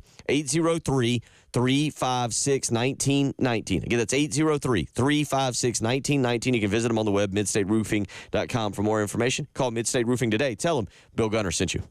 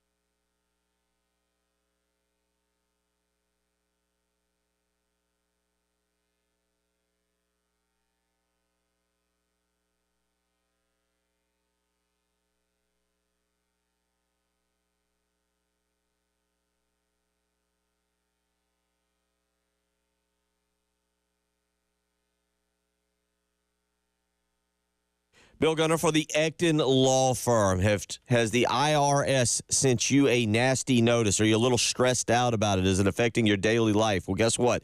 If they have, you or your business could be in a little bit of trouble. But guess what? The Ecton Law Firm is ready to help you. It all starts with a free consultation. 803-771-9800. They have a local team dedicated to resolving your income or business tax issues for good. And it doesn't matter if you're here in Columbia, Aiken, Augusta, Florence, Myrtle Beach. You get the point. Anywhere in this state, the Ecton Law Firm is ready to help you because they understand the challenges you're facing, and they will help you navigate the IRS maze and give you the peace of mind you deserve. Give the Ecton Law Firm a call today. 803-771-9800. Again, that's 803-771-9800. You can visit them on the web, ectonlawfirm.com. Call the Ecton Law Firm today and tell them Bill Gunner sent you.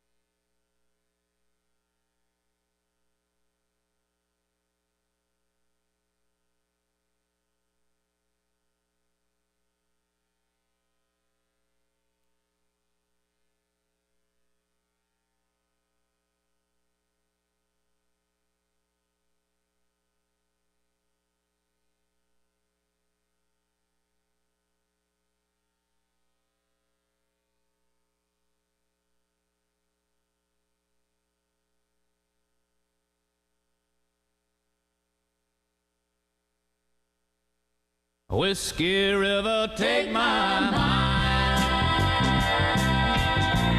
Don't let her memory torture me.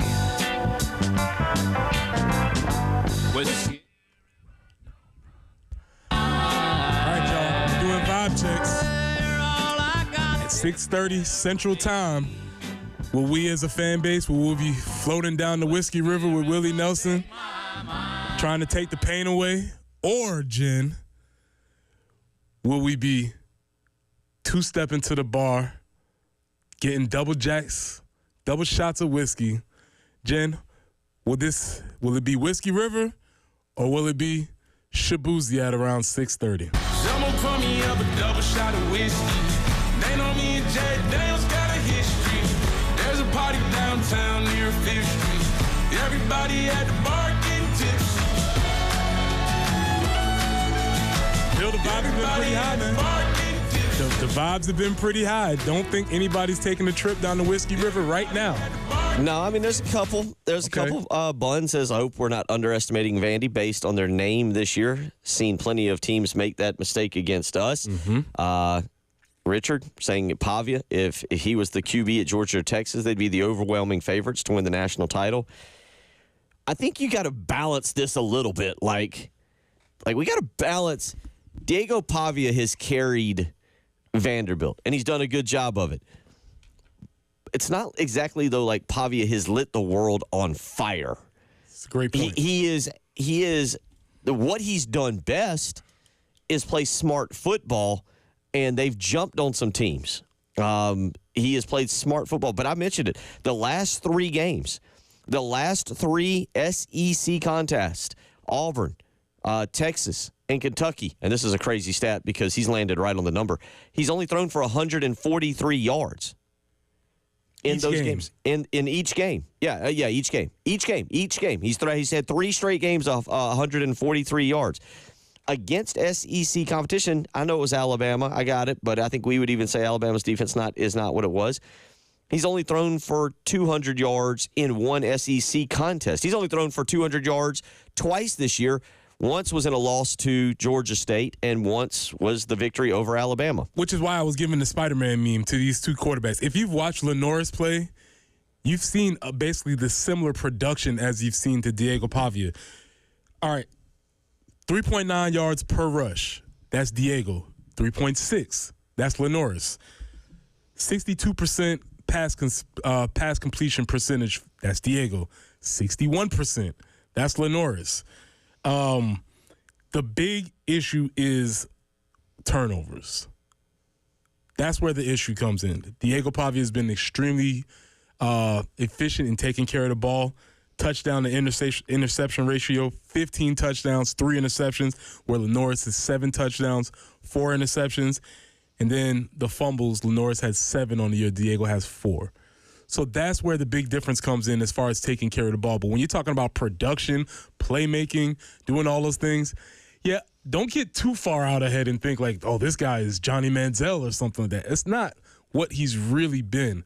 He's just been very good at taking care of the ball, which is not unappreciated by us as Gamecock fans. No, I mean, that's what he has to do, and unfortunately, that is the exact opposite when you say taking care of the ball of what Lenoris Sellers had done for about the first 5 or 6 games.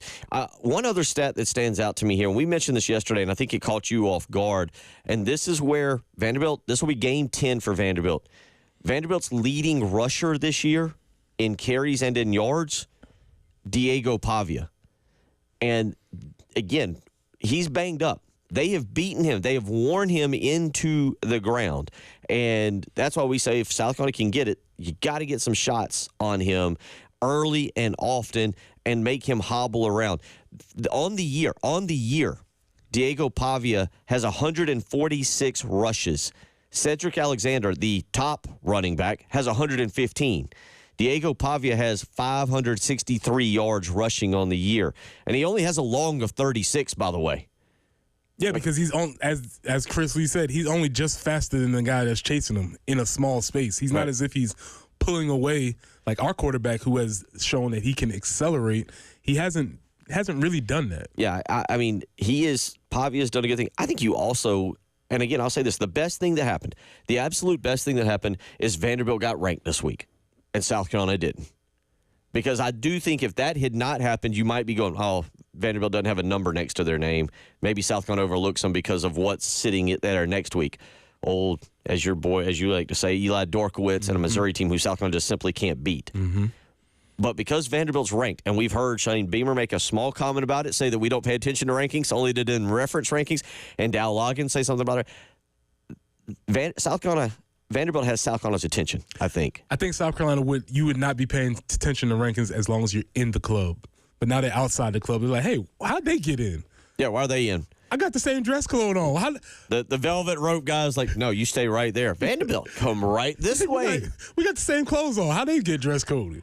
That to me is a big part of it. I think if Vanderbilt had not been ranked or South Carolina had been ranked, you'd be terrified of a letdown. I think that ranking, Shane Beamer's used that for motivation. Yeah, they've heard that all week. We'll do a whole nother hour. Brian Glenn set to join us from the Village Idiot. We'll have a blast. Stay tuned.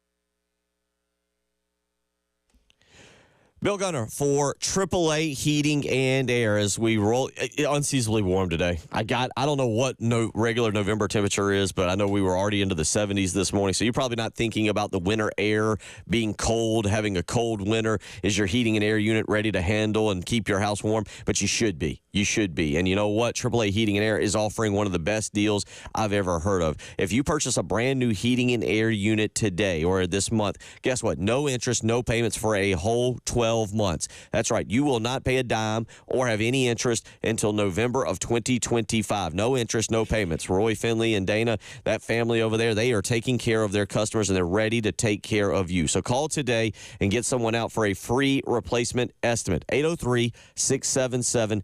Again, that's 803-677-1500. Call AAA Heating and Air today. Tell them you heard it right here with Bill Gunner on 107.5 The Game.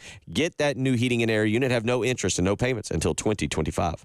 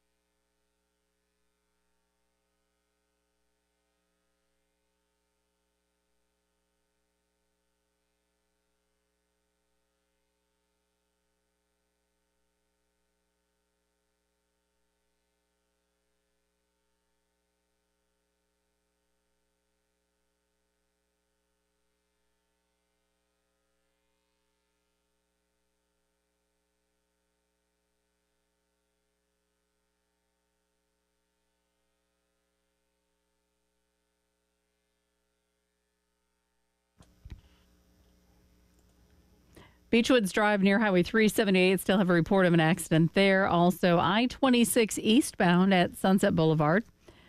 Purcellville Road at Forest Drive, also a report of an accident there. Still going to try to get that fog to burn off. Going to be a little bit humid today, a little bit warm actually for being, November 8th. 81 will be our high today. Overnight low of 59. Tomorrow, 74 for the high. Sunday, a high of 69 with a few evening showers and maybe a few showers into Monday, but we get back up into the upper 70s. Currently, though, 70, chance for some scattered pop-up showers, but no rain out today. We do have that fog right now.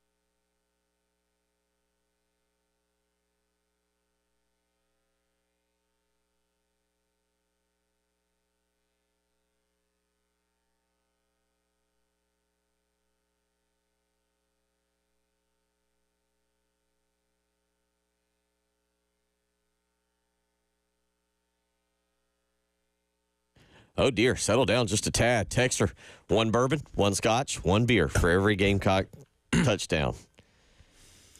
A lot of you, it's funny where we stand. It's funny where we stand here at 8 a.m. on November the 8th compared to where we were on, I believe it was September the 2nd at about 8 a.m. It's very true. A lot of confidence. And I'm wondering, this is what I'm wondering, if we can parse this out, is this confidence because of our last performance? Is this confidence because there's still Vandy? What is the reason for this confidence? I think there's plenty of good reasons. I'm just interested to know why we're so jazzed up right now. A couple of y'all weighing in on the Diego Pavia thing. Neil says, and this is a great point by Neil that I knew, but I didn't kind of place 2 and 2 together. Pavia's a system quarterback. He runs that system very well. It doesn't mean he can run every system very well. That's true. He came over with not Coastal Carolina's Tim Beck, but Jerry Kill, former coach there at New Mexico State, and Tim Beck, his quarterback. They brought him. They brought his tight end, I think, as well. And that's a good point about him, not just transitioning schools, but transitioning to a system that fit him, and then following that system to Vanderbilt, so that the learning curve is almost non-existent. Yeah, absolutely. That's 100% the reason why he's been able to have success so quickly, because he's playing his offense, and he's, again, going back to the experience factor. He's been playing this offense for so long. So all of those things, talking about him being smart and making all these plays, well, yeah, because he's been playing in the same offense for a long period of time. So we've done our vibe checks. And I've got another one for you here. Okay. We went with this. This is Texter weighing in. He says, this is my musical vibe for this game.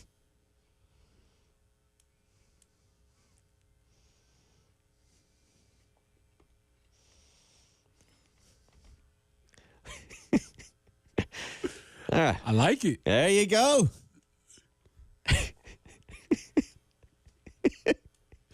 I like it. Good call. You get the program, Texter. Good job. Great job. Good job. Are you going to be feeling like a rhinestone cowboy tomorrow? About 6:30. 2 stepping up to the bar. Getting offers over the phone. Great job.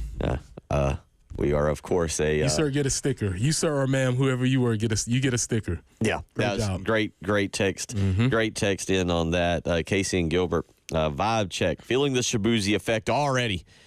Good job. There you go. And he says, no one has played an elite defense until they play our South Carolina defense. Also, I want to go back to the Rhinestone Cowboy thing. He says, Lenoris riding out on a horse for a Star-Spangled Rodeo, and Kyle is going to be where the lights are shining on him. Dylan's got offers coming in from over the phone. Gamecocks by 1,000. Like it. I like it. So, yeah, good job there. I can imagine Shane playing that in the locker room pregame. Like, hey, guys, let's get pumped up. Get fired up. Play some Rhinestone Cowboy in here. I don't know how it would go over with them. I'll admit I was not very familiar with the song that he sang to his wife but I did see where I guess the person who wrote it, rapped it, whatever, sent flowers. Oh yeah, Fantasia. American Idol. Did she win? Or she was tied with with Kelly Clarkson. Okay, that was during that season. Okay, way back in the golden era of American Idol. Yeah, that's a classic. Well, yeah, that's a classic. We'll get into more of that. Keep sending in your vibe checks. Jeff says Carolina wins tomorrow, 28-14. I feel like we were just starting to see what this team could be. The growth of Sellers over the course of the season is impressive. I think our defense does what they need to contain Pavia. My only thing with tomorrow, I just don't expect a clean offensive performance from South Carolina. Now, part of that is don't have a turnover or don't have an interception or don't do something that sets up Vandy for an easy score and gives them confidence. Alabama did that in their contest. Vanderbilt scored first. They jumped on the Commodores coming off of that Georgia victory.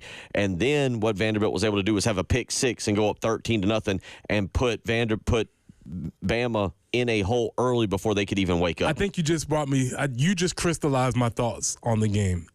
Their offense is not good enough to drive the ball consistently against our defense. So do not give them any free passes, whether that's through fumbles or decision-making. We talked about how we're going to call the game as far as going forward on fourth downs and when do you punt, playing field position. Make Vandy drive it 10 to 12 plays, 80 yards. I don't think they're good enough to beat us that way. One thing about the Alabama-Vanderbilt game that stood out, Alabama in that game only ran 45 plays. They threw 24 passes. They had 21 rushes. They couldn't – I mentioned the interception. Vanderbilt, on the other hand, just drug the game out. They ran 75 plays. 75 plays for Vanderbilt in that Alabama game. I think that's the one we all circle and like, oh, wait, that's what scares us. They beat number one Alabama. Yeah, but so should we have, right? We didn't, but we had them beat to the same degree that Vandy had them beat. Vandy just made one more play, and we made the minus play to get us beat. So I understand how you're looking at that Alabama game, but we should have beat Alabama. Yeah, Vanderbilt in that Alabama game, here is what Vanderbilt did exceptionally well. 12 of 18 on third down. Mm-hmm. 12 of 18 on third down. Alabama only had 6 third downs. They were 3 of 6. Vanderbilt was also 1 of 1 on fourth down. They held the ball. 40. Listen to this. Again, you kind of heard me just start to say it. Time of possession in that Alabama-Vanderbilt game. 42 minutes for Vanderbilt to 42 to 18. 17:52 for Alabama. 42:08. Wow. For that game. They're a good team to win. I'm not trying to take anything away from them, but there's some statistical anomalies that they were able to slap Alabama with that Alabama couldn't recover from. If you watch that game, you realize a lot of things went right for Vandy for them to win that game. And so, yes, Vandy's of the past would have lost that game or not have even been in that game. So this team is vastly improved in what we think about Vanderbilt. But pump the brakes on thinking that they're world beaters because they beat Auburn. Get out of here. Yeah. I'm with you. This South Carolina is favored. They should look. South Carolina should win this game. There you go. That's should win this game. Their defense is the best unit on the field. Offensively, I think it's fair to say. I'm not saying they have the best player on the offensive side of the ball. They have the two most dynamic players in Sellers and Rocket Sanders. Pavia is the best player out there. He makes things happen. We all know that guy. Maybe he's just not as talented, not quite as skilled, but he just makes things happen. And that's Pavia, and that's what South Carolina's going to have to be prepared for tomorrow. Yeah, for sure. And I think that's a great way you crystallize it. We have the two most explosive players, which, by the way, has shown itself in the games that we've won. They've made explosive plays. They don't have an explosive player, but Diego Pavia takes care of the ball and puts them in positions to win games late. 803-404-6100. Again, last night, recapping some of the things that took place. Coastal Carolina knocks off Appalachian State down there in Conway. And we're setting it up, and Preston's going to take a weekend to observe. I sense an early thorn on Monday morning. I'm looking around. It kind of started with us a little bit. Okay. I'm okay with that, too, by the way. I'm looking around a little bit, and I'm just wondering, do we have any standards or standard operating procedures, protocols for storming the field? Are there any standards? $250,000 storming that... I don't know if it was worth it. I don't know. I don't know. Maybe the Tennessee one a couple years ago, worth it. Right. This one, I don't know. Last night, by the way, it was 38-24 final. Coastal was up much bigger. They were up in full control of that game. App State scored a touchdown under 2 minutes to go to make it 38-24. But great game from Coastal last night. Also yesterday, women's soccer team. Give them some love. We were watching them. They were being replayed here on the SEC Network. They knock off in the country, number 2 Mississippi State last night, 3-0. They will now play in the SEC championship game coming up on Sunday about 2 o'clock. I'll confirm that over in Pensacola, Florida. But they knock off number 2 in the country, Mississippi State. Mississippi State was the number 1 seed. South Carolina's the 4 seed. Kudos to Shelley Smith and her club for going out and doing it, and they will now play for an SEC championship. You can add a trophy to your case, which is always great for the team and for the university. Yeah, it was 3-0, and I don't know a lot about soccer. I can tell when you're on somebody's head, and it probably wasn't that close because I saw maybe 4 or 5 shots on goal that it felt like they were sort of getting into that feeding frenzy mode towards the end of that game. They were. Kat Berry had a goal at the very end on a penalty kick. I watched it. It felt like this thing was going in towards domination. And the announcers, I'm not going to sit here and tell you that I'm a women's soccer aficionado and I know where the RPIs and everything are. Going into the game last night, the women's team was 17th in the RPI. They projected according to the announcers, will move into the low teens, which should get them into hosting some first-round games. So nice. Good for Shelley Smith, and if you want to check that out, that'll be on Sunday for them against Texas, which, again, that just – maybe this is the start of a huge rivalry between the University of South Carolina and the University of Texas in terms of sports. But great win for them last night. Kudos to them. Also last night, the baseball team, Paul Maneri, took his team down to Charleston. They took on the College of Charleston. Exhibition game, scrimmage, whatever you want to call it. They lose 12-11 last night, back and forth. As Maneri said, hey, never like losing. It's never okay to lose, but it didn't affect the RPI. It didn't affect the wins, losses, and it affects nothing for the spring. I got to admit, I'm in the bag for Paul Maneri. If he says it, I'm like, yeah, of course. Paul got a chance to see his team last night. He knows. I'm assuming they filmed that. I'm assuming there's a film session for that he can take them back and show them and be like, guys. He can pretty much say anything to me right now. I'm like, yeah, coach got it. So just FYI on that from last night. And, of course, last night, maybe the game of the night, Ravens and Bengals, man, when those two teams play, stop what you're doing, cancel your plans, get in front of a TV. That was their second time this year. Both of them have been classics. 41-38 overtime, first time in Cincinnati, 35-34 last night. Joe Burrow was throwing it all over the field. Jamar Chase was catching anything and everything that came near him. Lamar Jackson, though, and Derrick Henry get the job done. Yeah, I mean, again, we're just looking at how old these guys are. Lamar seems like he's been in the league for 10 years now. He's only 27 years old. Him and Joe Burrow are the same age, but they are tremendous quarterbacking talents, and both of those franchises are in good hands. Shout out to, again, I always mention it, shout out to JaVale Wharton, offensive line coach for the Baltimore Ravens. He's getting the job done. Doesn't hurt to have that guy being your quarterback either. Burrow last night, 428 yards on 34 of 56 passing and 4 touchdowns. Lamar Jackson, 25 of 33, 290 yards, 4 touchdowns. Jackson's playing with a little bit of a knee injury right now. He didn't carry it that much. He only had 7 carries for 33 yards last night, but Derrick Henry gets the job done, 16 carries, 68 yards. Yeah, first they said Derrick Henry was washed, so Tennessee, that might be rough on you all. But again, Lamar's going and showing that, hey, my game is multifaceted. My legs are a bonus, but I can sit in the pocket and go 25 of 33 and pick you apart as a quote-unquote traditional quarterback. So good game there last night. We'll get back into some looking around the big storylines. Speaking of which, maybe we should have called Brian Edwards today to see what his take on the Florida Gators are. Boring Billy, he comes back. We'll also make sure we hit on a little bit of basketball as well. You're listening to the early game.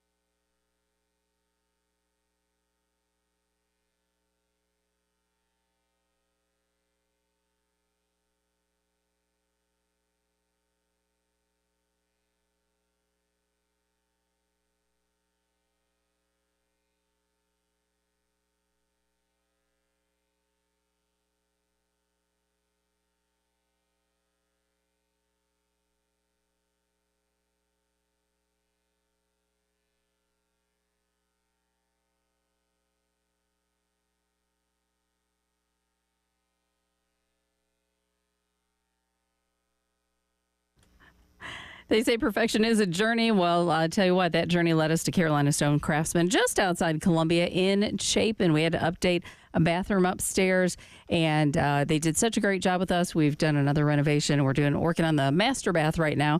Needed a countertop for that as well, and we visited Carolina Stone Craftsman once again. We so appreciate their commitment to affordable marble, granite, and quartz. Everything is sculpted with the highest craftsmanship. So much to choose from, and they really have been very helpful in educating us about the different types of stone that is out there. And visiting the showroom is great. Their home visit to measure and installation, we couldn't be more thrilled, and that's why we're using them again. If you're in the market for countertops for your kitchen or bath, I do encourage you to reach out to Carolina Stone Craftsman and tell them Jen Jensen sent you. They're family-owned and operated, Carolina Stone Craftsman, just beyond Columbia in Chapin, and definitely beyond your expectations. CarolinaStoneCraftsman.com.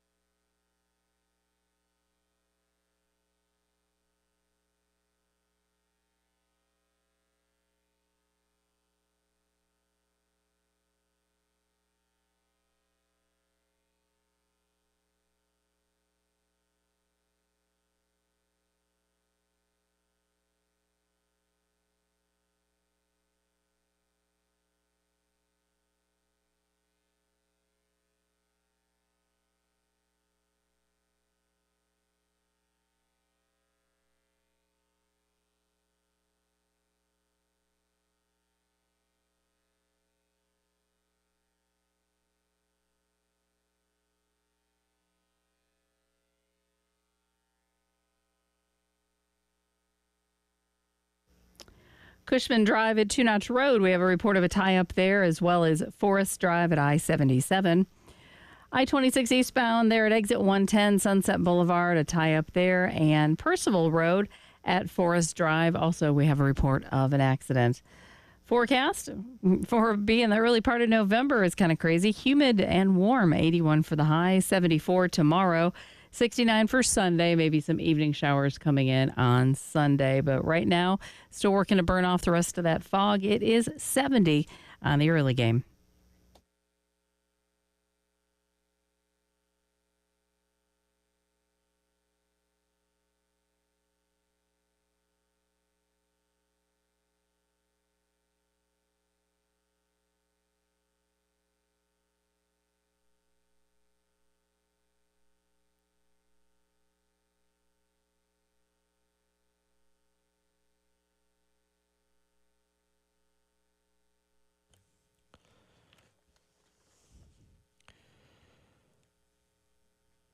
Reminder, we got a busy night.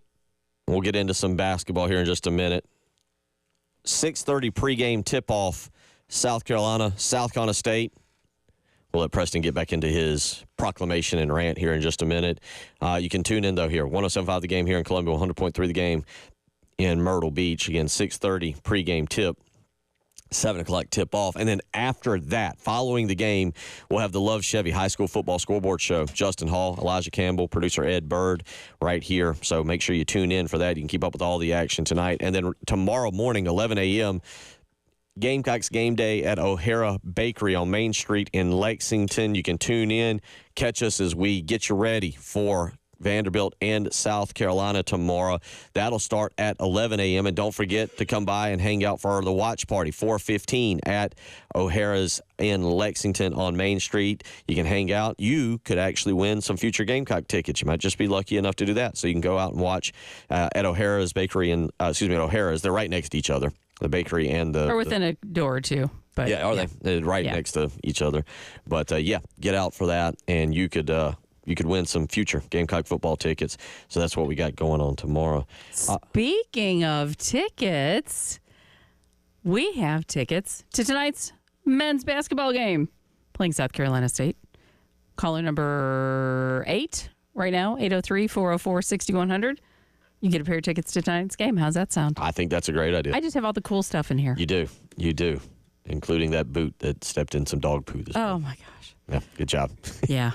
We're not giving that away. The poo boot. Yeah, we're not giving away Jen's poo. No, I would never give that away. That's such a gem. Caller number 8, 803-404-6100. Get yourself a pair of tickets. Go down, hang out, take in the game tonight. We'll come back to Boring Billy in a second. Actually, we'll save that for the next segment because there's a game that he's got to coach tomorrow that may make people be like, "What are you doing, Scott Strickland?" But back to basketball tonight. Look, it's early. It's early in the season. Yep. But this non-conference schedule is much more difficult than the previous one. So you can make up for the North Florida loss. But one thing that I'm looking for tonight is hustle, effort, grittiness. That's what last year's team was. They were in your chest, in your face, gritty. Monday night, they were not. You know what we do on this show? We overhype things. We overhype things. We make proclamations. I'm ready to make one. This is the most important game of Lamont Paris's career as a basketball coach at the University of South Carolina. Why? Because they took a horrendous loss against North Florida. There's no way to sugarcoat that. We have to have expectations of the program, of the team, that should be a give-me game. They lost. Unacceptable. We get that. But what was most unacceptable about that game was they lost not only in the score, but they lost in the hustle categories, right. Effort. And Lamont has said he's not big into coaching effort. That's something you got to bring with your own because we should be past that as a program. For instance, statistically, against North Florida, they've led the rebounding battle 43-37 against South Carolina. That should not happen. Right. When you're more talented, more athletic, bigger, stronger, faster, et cetera, et cetera. And even if you drill down even further, offensive rebounds, they also led 15-9. There's no excuse for that. So tonight, I'm looking to see them go take on a team that they're better than, that they're faster than, that they're more athletic than, and I want to see them dominate in these hustle categories. At this point, the score should be a given.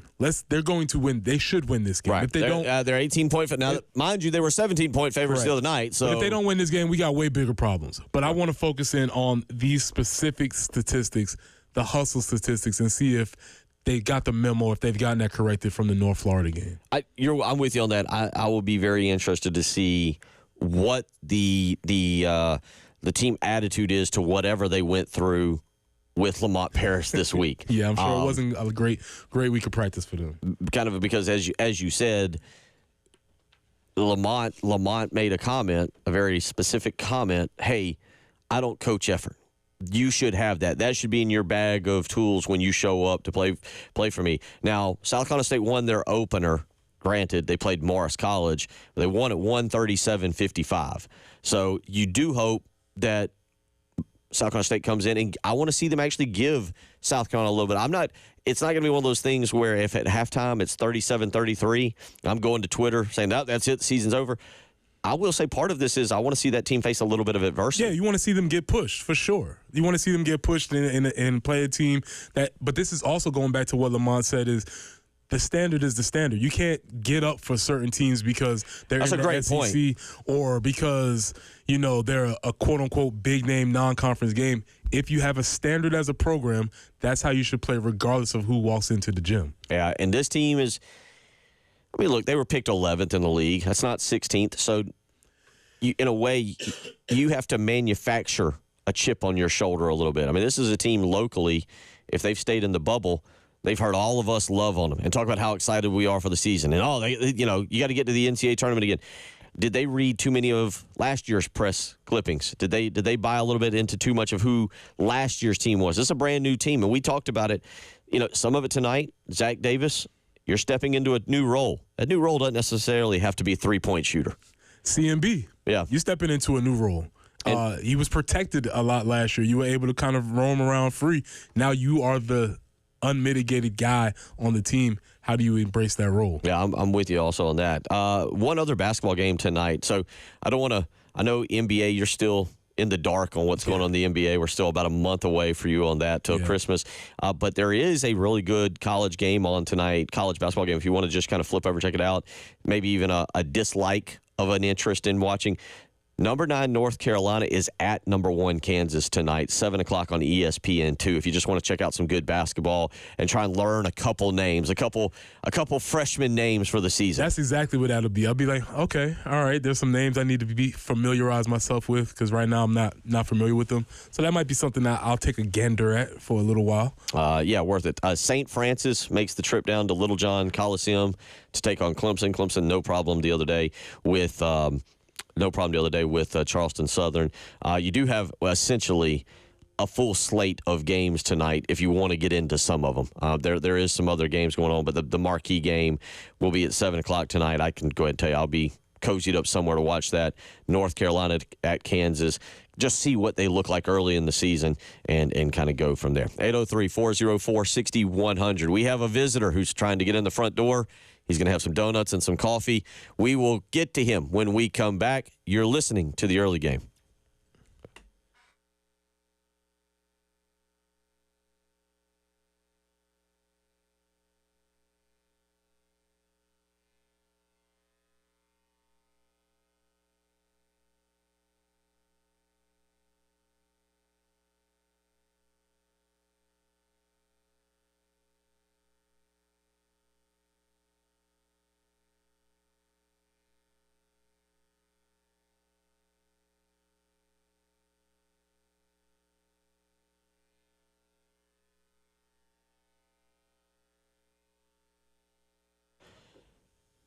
Bill Gunner for Zero Risk Carpet and Air Duct Cleaning. Now, big weekend of football. Gamecocks are on the road. Tigers are on the road. Maybe you're having a watch party. People are coming over to your house, and you've got that annoying friend who jumps up, spills his plate of wings, and now you got stains all over the carpets, the rugs, the tile. Now you got to get it cleaned. Well, guess what? Zero Risk Carpet and Air Duct Cleaning is here for the touchdown. They're going to score. They're going to make sure that carpet, the rugs, the tile, the upholstery all look insanely clean after you book that cleaning and they get it taken care of. So now take advantage of it. Go ahead and book the cleaning. 803-262-4020. Mention me, Bill Gunner at 107.5 The Game, and you'll get 3 rooms of carpet clean for only $129. You heard that right. 803-262-4020. Schedule your cleaning today. You know you're going to have a messy friend come over and make some kind of stain this weekend. Just go ahead and line up the cleaning. Mention me, Bill Gunner at 107.5 The Game. Get 3 rooms of carpet clean for just $129. Zero S, spell it backwards or forwards. It's the right way to clean.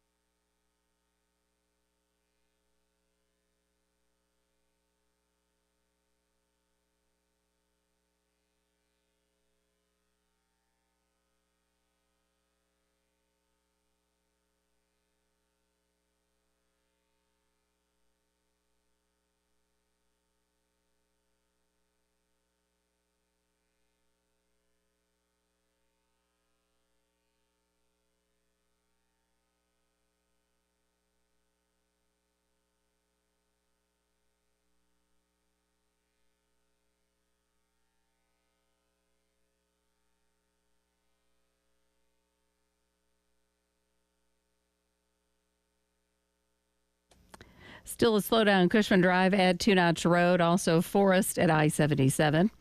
Percival at Forest Drive, we also have a report of a tie-up, and still getting things cleaned up there, I-26 eastbound at Sunset Boulevard.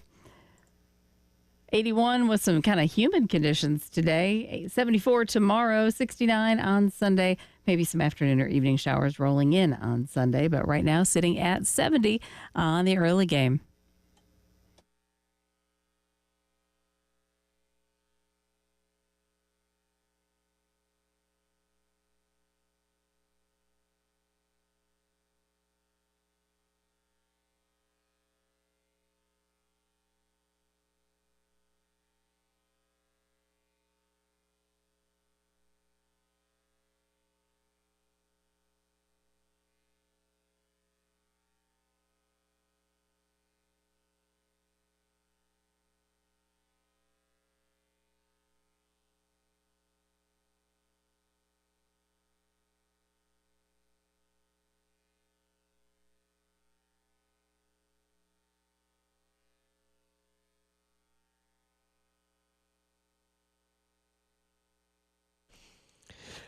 Reminder, Lawyer Lisa Special Teams Contest is back. And if South Carolina scores a special teams touchdown tomorrow, you could win $900. You've just got to be registered. Go to 1075thegame.com. Get registered today. It's the Lawyer Lisa Special Teams Contest where the pot currently sits at $900.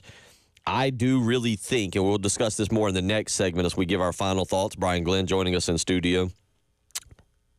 I really look forward to a conversation that I'm going to start with you for a second here. But I do think there's a special teams touchdown tomorrow by South Carolina. I don't know. I would lean field goal, Preston.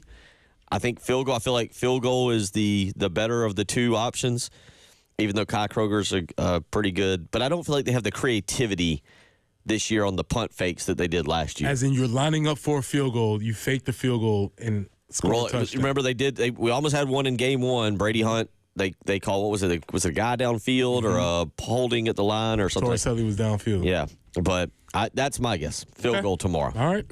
I'd have to look at the odds on that. Plus 180. Oh, so you already did look. I had to look. No, I have no idea.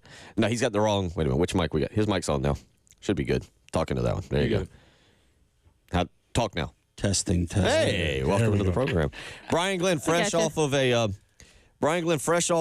all right, I don't know if Preston told me the truth. I assume he did. You were in here with us last Friday, and you told me you had to go to Orlando. And so Preston and I were talking this week, and I was like, I don't know if Brian's back yet. I don't know if he's back in town, but I know he's going to Orlando. And Preston goes, yeah, he's at the pizza convention. Yes. There really is a pizza convention. Oh, not a. There's multiple. This is a small one. I'm going to the big one out in Vegas in March. This was the Pizza Tomorrow Summit, which was... whoa. The Pizza Tomorrow Summit. Yes. I got pictures, man. I mean, it's... You would not believe... I've talked... through Matt, I became friends with Omar Villafranca, who works for CBS News, and he's going to do... He's just been mind blown by this pizza show in Vegas, so he's going to do a story on CBS News for it this year, because it's crazy. There's two regular pizza magazines that I get in the month, every mail in the month. Not one, two. It's the industry, man. Full-fledged magazines, huge industry. Not pamphlets, not papers folded over and stapled. Is like an article the rising of the pepperoni? Like, is it like... Well, pepperoni doesn't rise, dough rises. No, I meant like rising of like now pepperoni's becoming more of a... We're doing more things with pepperoni these days? Yeah, all kinds of stuff. Industry trends, dough tips, talking about, different ways to use pesto. And you would think that they would run out of ideas, but it's like anything else. It's a trade convention, How do you... there's a real estate convention. There's everything.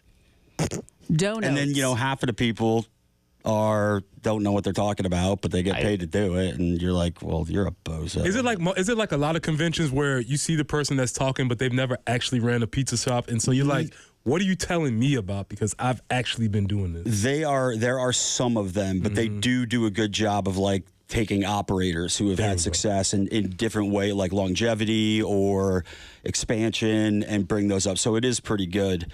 They also have this was one of the tryouts for the Bill, there is a United States pizza team. Stop it. I was on the wait list to be in this competition. I did not get in. However, the person who won the fastest dough stretch, when I did it myself in my own place last week, I did it 20 seconds faster than he did. Look at you. In Vegas, I will be competing in the fastest dough stretch and the largest dough stretch. Bill would get injured in that competition. I'm just telling you. All right, wait a minute. When is this convention? It's in March. March Madness. Wow. So the pizza industry knows how to bring in the people. Where is it at? Caesars? Bellagio? It's at the convention center. It's humongous. It is you. All right, we got to get our sales team on this. We've got to be at this pizza. We got to be broadcasting live from the pizza convention.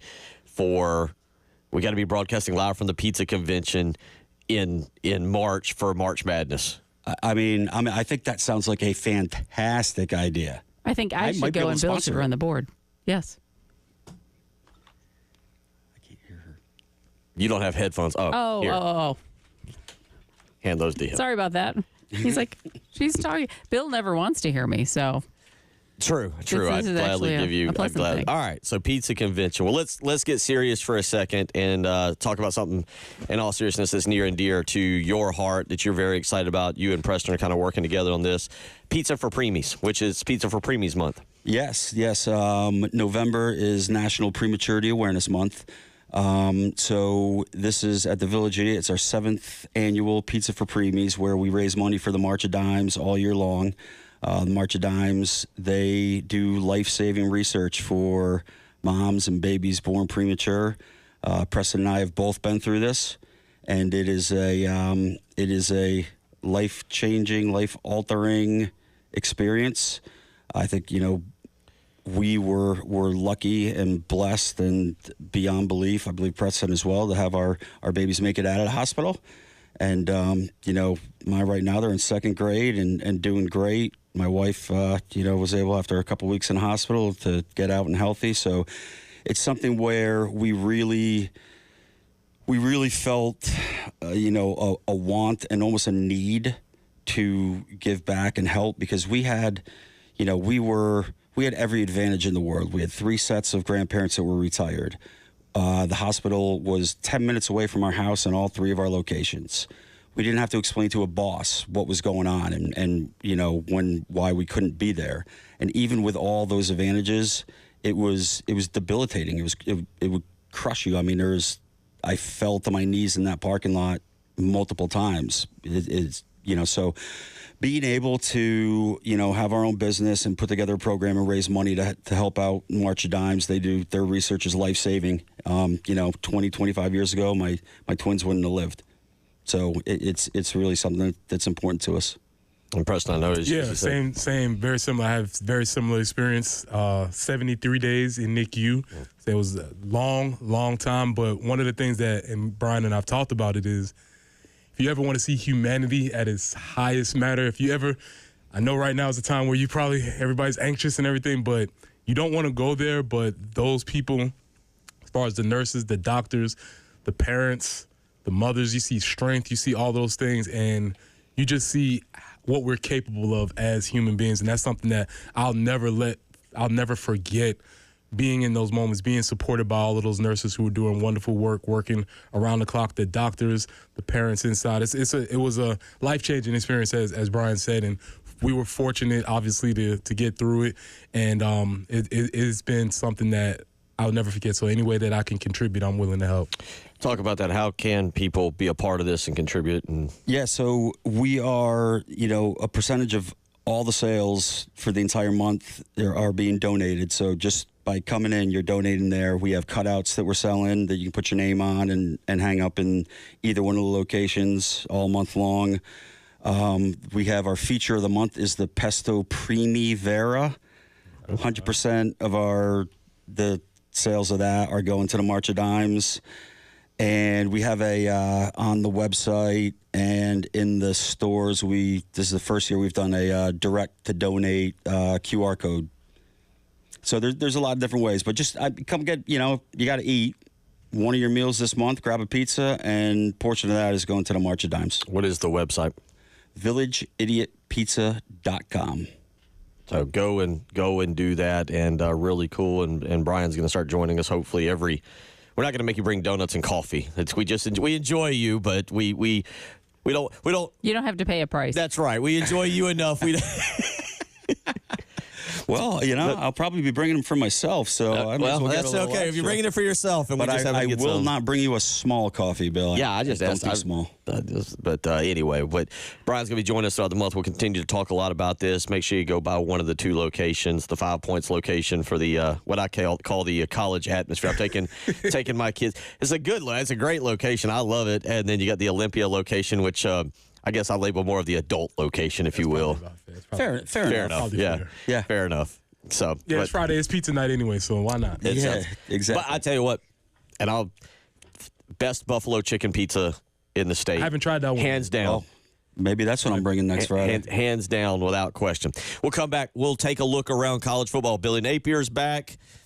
Could Florida flat out win the game straight up? Yes. We'll debate that for a second, and we'll give some final thoughts. South Carolina and Vanderbilt. You're listening to the early game.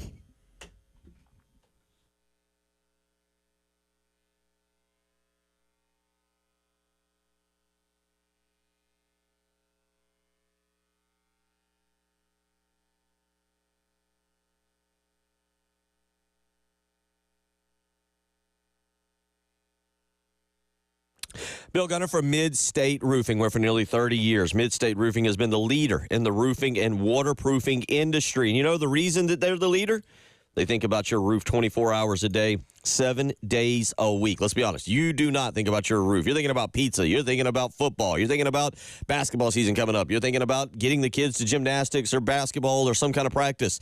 You're not thinking about your roof. Mid-State Roofing is, and that's why they've been the leader for nearly 30 years, because of their dedication. Whether it is a high-rise or a hospital, manufacturing, or industrial, Mid-State Roofing designs and installs bonded systems with a protective guarantee that'll keep your operation dry and running long into the future. And I mentioned 24 hours a day, 7 days a week. Well, they're ready to take your phone call, no matter what time you call. You will speak with an on-call technician or a Mid-State Roofing employee, and they'll set you up with a maintenance contract. So make the phone call today. 803-356-1919. Tell them Bill Gunner sent you.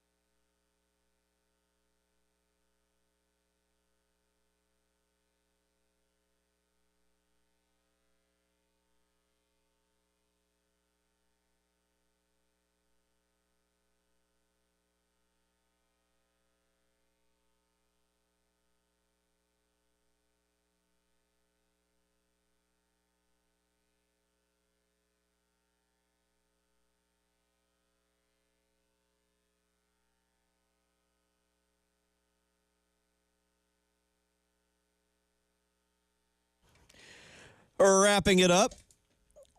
Again, Brian Glenn joining us here in studio. And again, go to villageidiotpizza.com and you can see that information to donate preemies for pizza. We'll remind you of this. Pizza for preemies. Sorry. Pizza for, what did I just say? Preemies. Yeah, there you go. Thank you. That's okay. He doesn't know some of the branches of the military either, so, you know. Let's not go down that path again. Let's keep this thing on the rails. But yeah, you can go and donate, and we're going to talk more about it. And I think I've talked myself into a pizza for lunch now. It wasn't that hard to begin with. Yeah, you need a lot of success. It was basically buffalo chicken pizza, and 2 seconds later, like, yeah, I think that's going to be lunch. All right. So let's look to tomorrow, guys, and make a couple picks. Brian was just telling a great story, and we'll get him to tell it on air next week. But just about being in the NICU and all the families and the coming together that you have, and how some families are South Carolina and some families are Clemson, and about how South Carolina families and Clemson families can come together and go against Georgia families. That's right. So tomorrow we'll start here. Georgia and Mississippi tomorrow. Games in Oxford. They put up a stat earlier. I don't know if you saw this, Preston, when we got the ESPN. Carson Beck's thrown 11 interceptions in the last 5 games. He's throwing it to anybody and everybody that's not a Bulldog, and Georgia's continuing to win right now. But tomorrow in Oxford, that will be your 3:30 game. Georgia's about a 2.5-point favorite. Preston, you got a favorite? Where do you lean on this? Yeah, I'm pretty much anti-Lane, so give me Georgia on that one. And then your brother's the big Bulldog fan, my too. brother's, so you're gonna. This is the weird thing. So you know how it's my brother. I love him, but I wouldn't mind seeing his team lose. But Okay. I guess I'm still gonna go for Georgia. Go for Georgia. Where do you like now? Do you like? We had Brian Edwards on. Mm-hmm. He didn't give a Georgia Mississippi pick, but you like Georgia minus 2.5, or you take them straight up, or you like Mississippi? I would take Georgia. I would lay the 2.5 too, but that was only if I was forced to. I would stay away from it. Mississippi, you don't know what you're getting. I thought they were going to lose last week, and they looked like world beaters. Georgia, I think Georgia still, they lost to Alabama. No one's talking about them still really, but maybe they're not what they were the last 2 years. So I'm not sure. But if I got to take it, I'm taking Georgia. I'm laying the points. Let's stay in the SEC. By the way, I like Georgia as well. I think tomorrow might be Georgia's kind of like breakout game. They've been doubted all week after that Florida game, and it wouldn't surprise me to see them. Lane blows these games. That's true. Like, he just absolutely blows these games, and it wouldn't surprise me to see Georgia absolutely rout them. Let's stay in the SEC. Boring Billy is back. He's back.